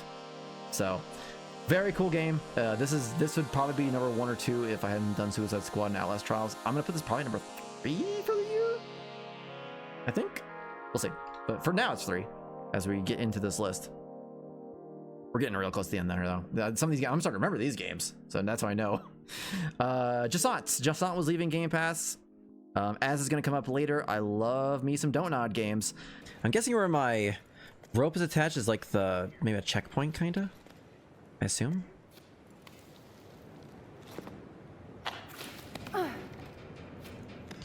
That costs a lot of energy. This is the whole game right here. Okay, so I can climb across this. Alright, alright. Get the hang of this. Oh, I see. I loved Life is Strange. I loved Remember Me. I liked Vampire. And another game I'll be talking about later. But Jusant is another game from them. It is a climbing simulator, but it's in like a mythical world, and you're just finding out the lore about it. There's no combat. There's no like antagonist. You are just climbing the structure. You are reading about this civilization that's gone, and you're just getting to the end. That's it. Very cool, very pretty, very relaxing experience. Highly recommend. There's not much to say, honestly. It really is just that. It sounds kind of boring, but it's very cool. I love the climbing mechanics. It felt very, I don't know. Yeah, it's a donut game, 100%. So, highly recommend. Very cool. It's not on Game Pass, so you're gonna have to buy it. But give the money. I didn't, so you should. Make up for me.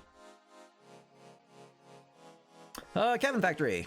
This is very similar to the Exit 8 in that you are an employee at a factory that makes cabins. I think they're supposed to be like horror set things or something like that, or attractions. And you walk into this cabin. It is it's got a certain setup, and you go in, and if it's haunted, you walk outside, you push a button that says haunted, or if you don't find anything haunted, you hit not. Whole game. Boy, distinctly, things have to be moving for it to be haunted. Otherwise, if things are in different places or there's sounds, that's fine. But if something's moving, it's haunted. Big distinction to make there. Nothing immediately disturbing. Dad and his cool apple and bread. Going under the stairs. On's just hanging out. I think this is a safe one. Maybe. No. God dang it. Oh, that scared the heck out of me. Okay. Whew. All right. Say, little girl. Cool.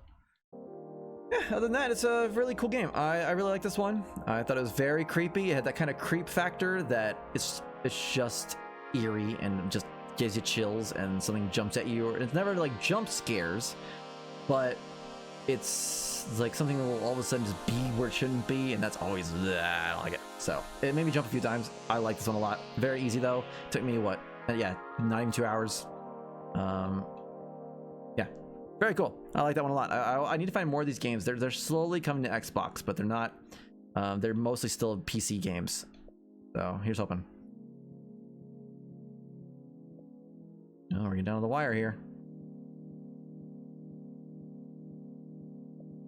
Vampire Survivors. I mean, it's finished. Is it finished? No, it'll probably get more achievements, but as of right now, January 1st, 2026.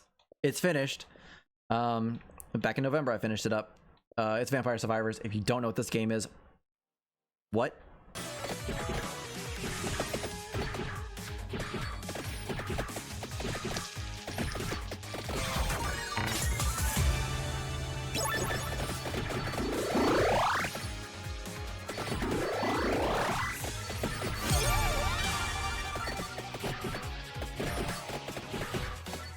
But yeah, Vampire Survivors, the most recent update, it's the same. Every update's kind of the same, where they add new weapons, new levels, new characters. Usually there's an achievement for finding the new weapon, there's an achievement for finding or leveling the new weapon up fully, there's an achievement for finishing the level or surviving it so long, there's an achievement for getting the same thing as always. This wasn't any more difficult or challenging than the other ones. I'm glad they didn't do any more. What do they call them? Where's the last update? It was called Adventures. I'm glad they didn't add any more adventure achievements this time. Those are kind of tough and annoying, but this was just a very basic update. So cool. Didn't take very long. I love this game. It's always a blast to play. So if they want to keep adding achievements, go for it. They're free anyway. So I do buy their updates because I've gotten so much use out of this game for free on Game Pass that they can have $2 for an update for an Among Us character. Why not? Sure. And it gives me more characters to play as. So next one's leaving Game Pass, but this one is where my fun of completing games before they leave Game Pass took a turn. So usually when I'm looking for games that are leaving Game Pass and decide I want to try them or not, I'll look at the completion estimate, and if it's a reasonable, I'd say 20-30 hours, maybe up to 40, I'll try it, because that's very easy to get done in the amount of gaming I do. And then what is it, usually 2 weeks until the game leaves. This one had like a 80-hour completion time. That's pushing it. I usually don't go for that, but I did anyway. I was like, this one looks neat, I want to give it a shot. I'll just nerd out hard on it and get it done. I dragged it a little bit at first. It's a little bit of a slow burn, and I wouldn't say it's hard, but it is time intensive. There's a lot of build up to it. It's a think Harvest Moon, but you're also living in a world where a spirit bat. It's the Ghibli movie, Spirited Away. It's Spirited Away. It's Spirited Away with some not Harvest Moon elements. What's the other game people like? Stardew Valley. Some Stardew Valley elements without the cooking or farming. Right? You can't farm in this game. No, you can't farm in this game.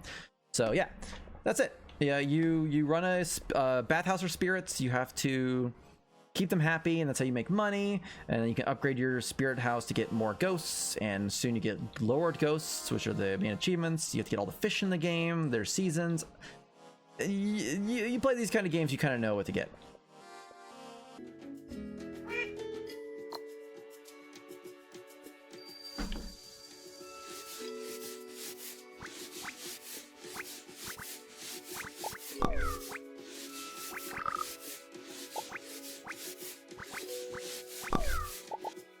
Cool. And then give you guys a scrub a bit.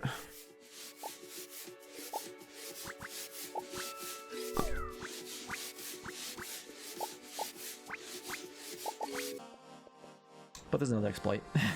There's an exploit. I don't know why this is an 80-hour completion estimate still on True Achievements, because of all things, achievement hunters love exploits. It cut this down to what? Not even 40 hours? Really, a little over 40. But I also didn't quite understand some things, so you could easily get this to a sub 40 completion.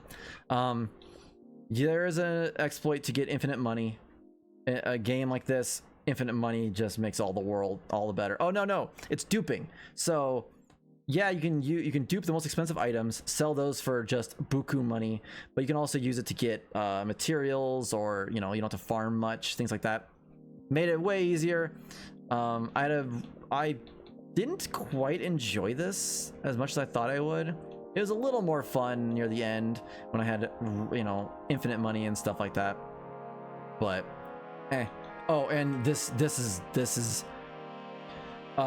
it's a rhythm game where originally when it came out, you had to push the button that it said only when it said, or it counted against you and you wouldn't get the S rank.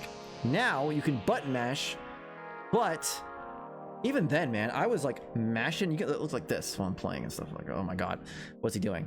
But even button mashing and my hands hurt so badly, it's still pretty hard. The game, those songs go way too hard for a game like this. But other than that, game's pretty simple, pretty straightforward. It took a little longer, mostly because of this. I missed a bug in summer, I believe. Yeah, it was just that one bug in summer that I missed. So once I got that, I had to play through year 2 up to summer, which I pretty much just went into a coma and slept the whole time. Because you don't have to eat or anything, and I didn't need to run my spirit bath because I didn't need money, so... and then yeah, just finished the game up. It was cool. I'm glad I did it. But yeah, this is going to be a running theme now, where a lot of these Game Pass games I finish way under time. So, people, true achievements, man. You guys need to step it up. Oh, this one. Senua's Saga. Both Hellblade games. Pretty easy completions. They are very fun. They're very pretty. I think I talked about this one last year, was it? Yeah, 2020, last year. 2024, I talked about this because I did this one when it came out. I knew if it was anything like the first Hellblade, it'd be a good game, and again, a very easy completion. And it was. And that was that. Until PS2 or PS5 got the game, and they decided, hey, we're going to add a harder difficulty and some other features and stuff for the game's release on other platforms, and add an achievement for it. Dark Rot mode is a game mode where the difficulty is higher. So you take more damage, you do less damage, the enemies are far more aggressive, it's far faster, and when you die, you have 4 deaths, I think it was, 4 or 5 deaths, and then it deletes your save. Done. You have to start all over. I save scummed this one for sure, because I legitimately do not know how you would beat this legitimately. I just don't. It's so difficult.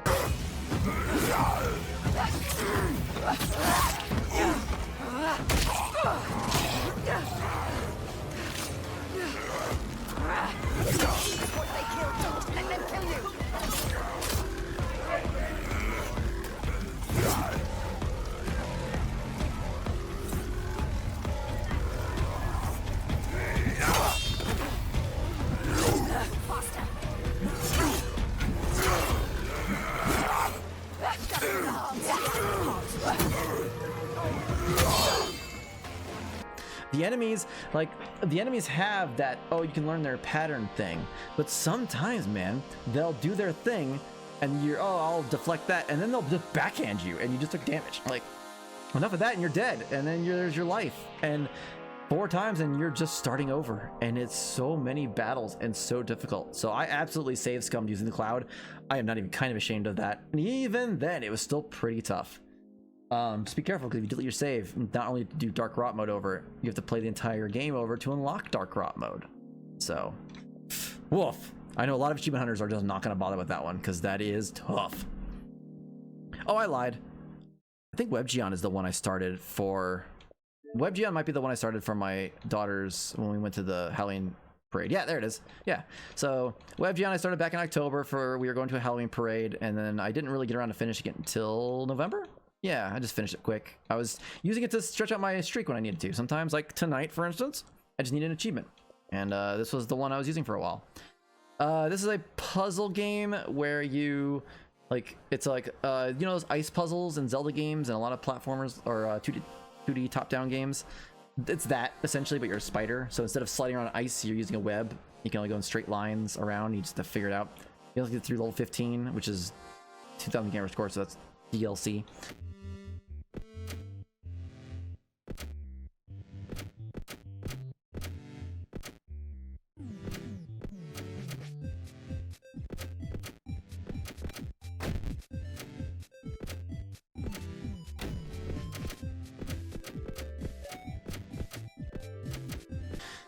I hate these games. I only use them to stretch my streak. I try to use them as little as possible because I think it's such a toxic part of our community and our hobby for these to be everywhere.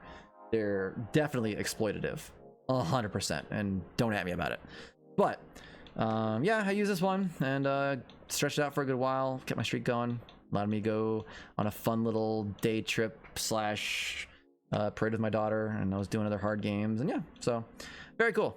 Thanks, WebGeon. This also came with Ready Boy and all those games. So, oh no, see, I keep saying that. I think Ready Boy came separately from all these other games, and then like that tennis game, this one, Blacksmith, those were a pack I bought because those were possibly getting delisted, I think. Let me see. No, yeah, they were going to get listed. I just had a rumor and they were cheap, so I grabbed the bundle. Whatever. They're again, they're good for helping when I go on vacation or whatever, just to stretch my streak out, or I'm having a bad day or whatever. So, oof, this next game. I played a lot of import games, I realized, this year. I didn't really notice it, but as I'm looking at my list now, yeah, I played quite a few games that were fully in Japanese. Where is it? Oh, I must have loaded it up again to grab like elements or something. Hey, Tsurugi no Machi no. This is known as Stranger of Sword City in English. It is, if you've ever played, God, not Ultima, not Divinity. It's some old. Can't think of it. This is a 3D first-person dungeon crawler, like grid-based. So you move forward, turn, move forward, random enemy encounters. I don't even need a map to tell me that there's something right there I don't want to step on.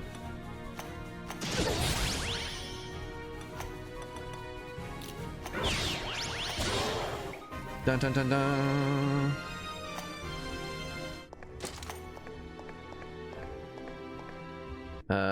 Let's heal everybody. Just a quick little pop. There we go.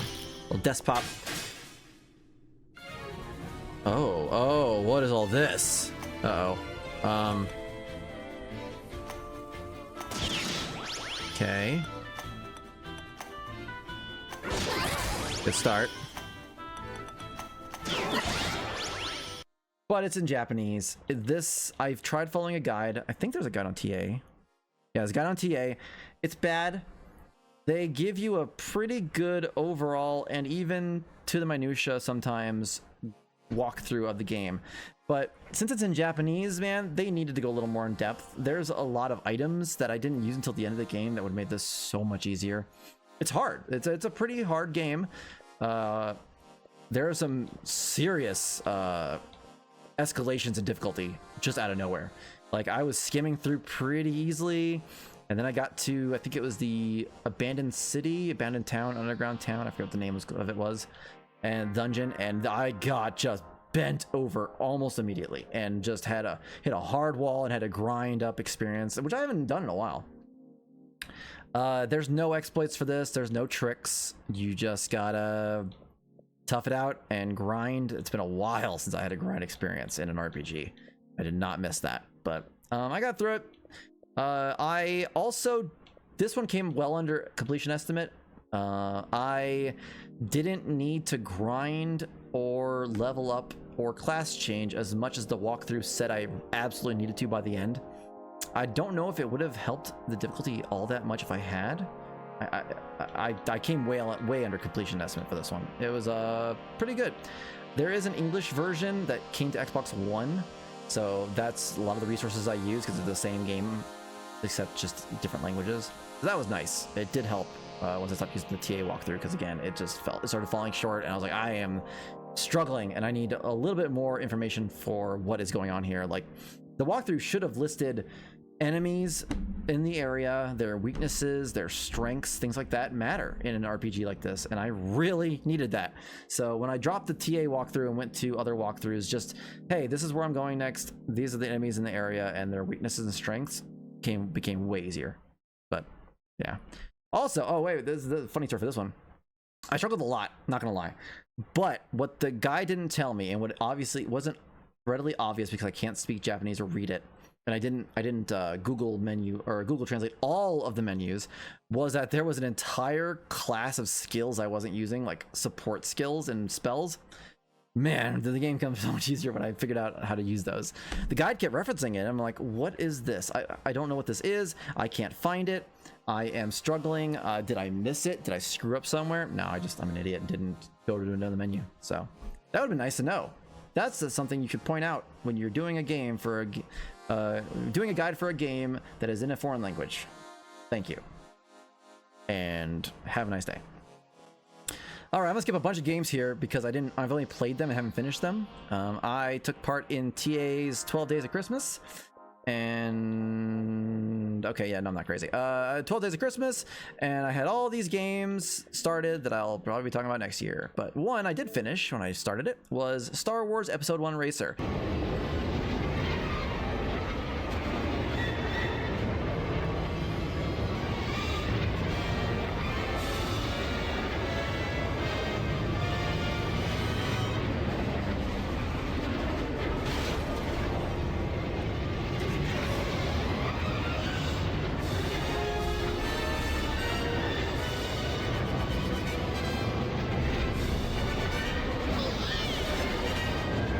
Something N64 game something exploit.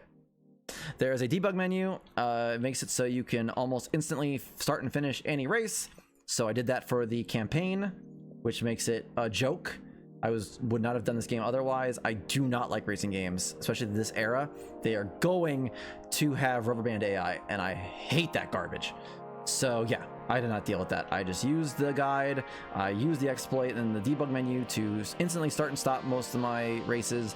Easy, done, finished it. I couldn't even tell you much about it because I don't like Star Wars much, especially this era of Star Wars. I don't like racing games, and I didn't really play this. Easy and done. All right, and then I went through some more games. I bought that one a while ago too. I think I did just because I knew it was easy. Went through, started some other games, and then I did Pixel Piracy and finished that night. Pixel Piracy. It's a cool concept. Let's go ahead and Hollowed Chaos, I think. Oh, everyone, you need to get paid? There you go. Everyone, calm down.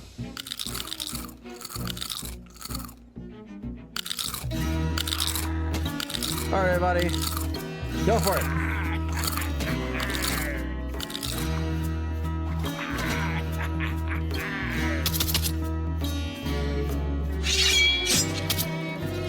It is a 2D side scrolling is not the right word, but it's from the side. Piracy simulation game. It's a little strategy, a little roguelite. It's okay. The problem comes, and the reason I think does this have a high ratio? I don't think so. Almost a 2. Is that, and I think it was delisted too. Sorry, I getting distracted. No, it was not delisted. I don't know why I have this game. Anyway, is that as you go through the game and you have more, I don't know what to call it, data memory in the game that the game has to keep track of, it starts bombing the performance of the game, like to the point where it would crash and break and I'd lose progress. So like these last 3 achievements, especially this diaper one, not cool. Have 5 of your crewmates wearing diapers at the same time. Oof. When I'm playing and I might lose my save, like it started deleting my saves too, like full up. There's like 4 save slots, and I'd load the game after it crashed, and one of my saves was gone. So this became critical, and I had to finish it and really struggle to the end there. But yeah, it's a shame because the game is kind of neat, but that is a deal breaker, man. If I had known that going in, I may have avoided this altogether, but I did it. So too late now, I guess. Then we got some Game Pass games coming up. If you have noticed, I haven't talked about my November game yet, and that is because I started it in December, I think, right? Yeah, just early December, I finally got around to my November game for 2024, because I used it as my 12 days, and it's on Game Pass, which was even better. But my last 2 games for the year that I used for that little goal were added to Game Pass around the time I started them, so saved me some serious cash. Casting of Frank Stone. If you've played any Supermassive games, you know exactly what this is. It is a narrative, choose your own adventure 3D game with branching paths with an okay-ish story, and then when you finish it and you have to get the achievements, you have to play all the game and certain scenarios and certain scenes over and over and over again. This is even more egregious than the other games I've done from them, which I think is only Man of Medan, was that you have to have every branch unlocked. Not every choice, not every ending, which is so much easier, and I think was what Man of Medan did, is every branch. So I had to play like the end level multiple times. Like over 2 nights, I think, because I had to do this the first event properly, but then fail the second event and then let the rest of it play out and win everything else. But then I had to get the first event done, fail the second event, but also fail the fourth event, and then over and over in different combinations, and just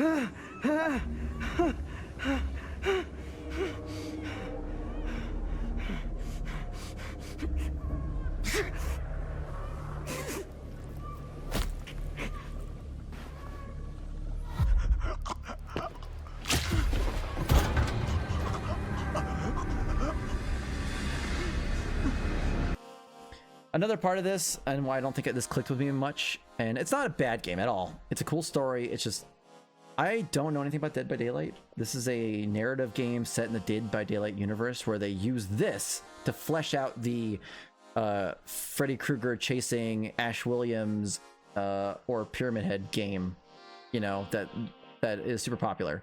But they use this to kind of flesh out the universe and explain some of that. I don't have any touchstones for that at all. I get hooks.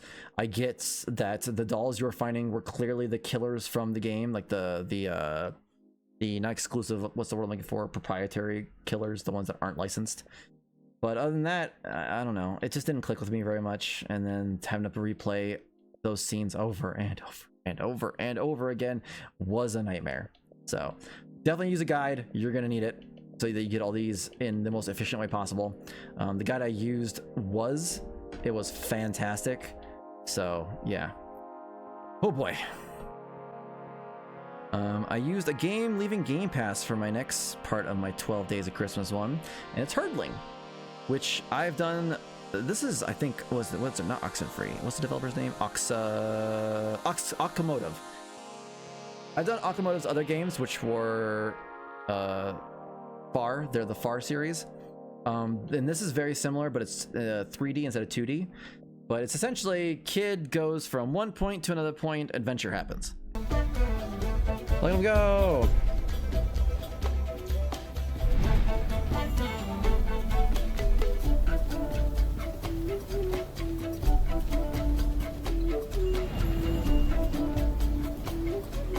Yeah, it's not too bad.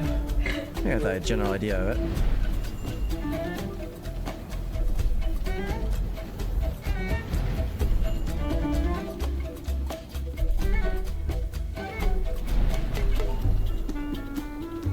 It's kind of hard to direct, but it's fine. Not terrible. But it's all moody and really kind of sad usually, and very contemplative. And this one's a little more actiony. You had to like avoid enemies and stuff like that, which I don't think the Far games had that. They were usually just it was you versus the elements. There weren't enemies, but this had like evil birds and stuff like that. But it's cute. It's super short. Follow a guide so you know what you're looking for, and getting all of the collectibles makes it even shorter. It's a very fun game. I really love the Okamotive style and their games, so awesome. I'm glad I did this one. I don't think, was it leaving Game Pass, or might have just done it cause I just needed it. I think it just fit my, yeah, it wasn't leaving Game Pass. It was added to Game Pass, and then it fit the theme for the day I used it for. I don't remember what it was, but yeah, so very cool. Big fan. I love Okamotive games though. Near in the end here. All right, more games that started. ACA Neo Geo, The King of Fighters 2000.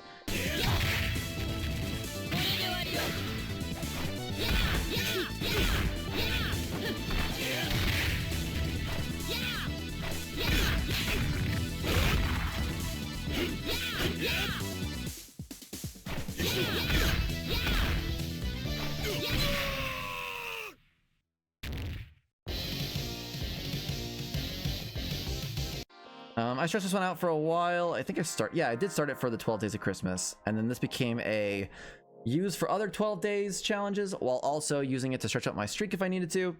The achievements are very easy. You can not cheese it, but most of the achievements, like this 300 points, that's very obtainable. You'll get it in a match or two if you know you're even somewhat competent at fighting games. I usually manage to get him in the first fight, so it was even shorter. Like it's, yeah, not even half an hour, and that was probably me mostly messing around. So easy game. It's King of Fighters. It's a 2D fighting game from way back in the day. Not way back, 2000 obviously, but you know, that's 26 years ago now, when I did it 25 years ago. But yeah, easy. All the ACA games I think are usually considered easy completions. I know that there are a few exceptions, but this is another, not franchise, but another series of games I tend to avoid because I just don't like easy games unless I really need them for something. And then the final game I finished was my December game. I literally finished this on New Year's Eve. So yesterday I finished this one. This is my December 2024 game, Banishers Ghost of New Eden, which is also just added to Game Pass. Thank God, because this is an expensive one. This is another Don't Nod game. This is the one I referenced before. Just like any Don't Nod game, the main draw here is definitely the narrative. It's very interesting and very heartfelt. Did not realize it was about grief. Probably could have avoided that, but I managed to avoid that hitting too hard. This has, there is a, not morality system really, but there are definitely, there's a black and white, not black and white, binary, that's a good word for it. There are binary choices at the end of a lot of the quests. And based on what you choose and how many often you choose it, you'll get an ending at the end of the game. Or if you got through the game too fast, which is a thing, you will get a neutral ending. Only the two good endings have, like, I didn't even see the bad ending. Well, maybe those were the bad endings. I call them neutral because they were similar and didn't seem super bad. I think there might be an actual bad ending I didn't see. Anyway.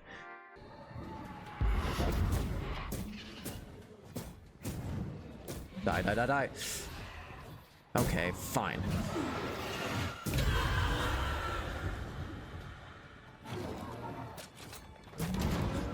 The heck is that thing? Oh, they're just randomly shooting random enemies at me. There we go.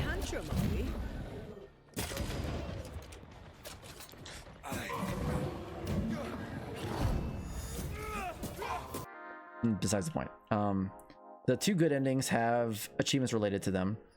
This was marked as an 80-hour completion. I got it in definitely less. What does Xbox say? Yeah. So was that just about 60 hours? That's too long. A lot of it was idling. I got to look through my streams to see how long it actually took me. It was not that though. You can minimize this a lot because there's a certain point where the story truly branches, where you can save, and then you only have to do each branch a couple hours to get the proper ending. So what I did was save at the branch, do a few more of the missions I needed, enough missions I needed with that choice to get that ending, and then for the second choice, instead, that's when I did like all the collectibles, all the exploring, every side quest, yada yada yada, get all the equipment, you know, and then, but throughout that, making the choice for the second ending I needed. The story is interesting. There's a lot of documents you can read and really fleshes out the world. Don't Nod's great at that stuff, man. They always are. They're fantastic narrative storytellers. Hear spooky noises. Who's that? Yes. Something's here. Oh. Jeez.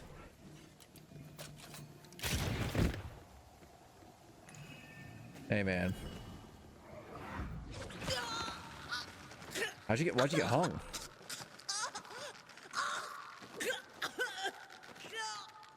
And apparently visually it was Chusan.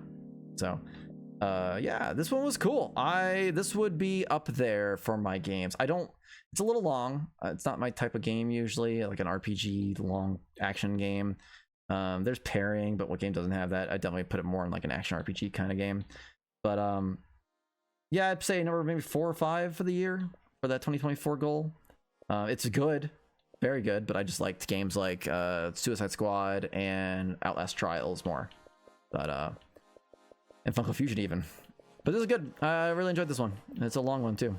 So with that, is my 2025 in achievement hunting. My year in achievement hunting. Achievement hunting year. Yeah. Hopefully a lot of these games I'll talk about next year. Most of these I tried to pick were easier for the 12 Days of Christmas one. So some of these are interesting, like Duke Nukem. Been meaning to get that forever. Rise of Tomb Raider. I've heard that's the best of the newer trilogy.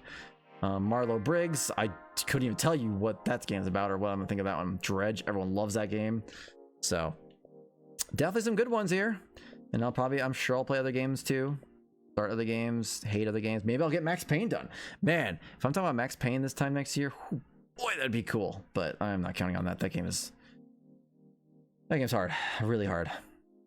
But hey, yeah, so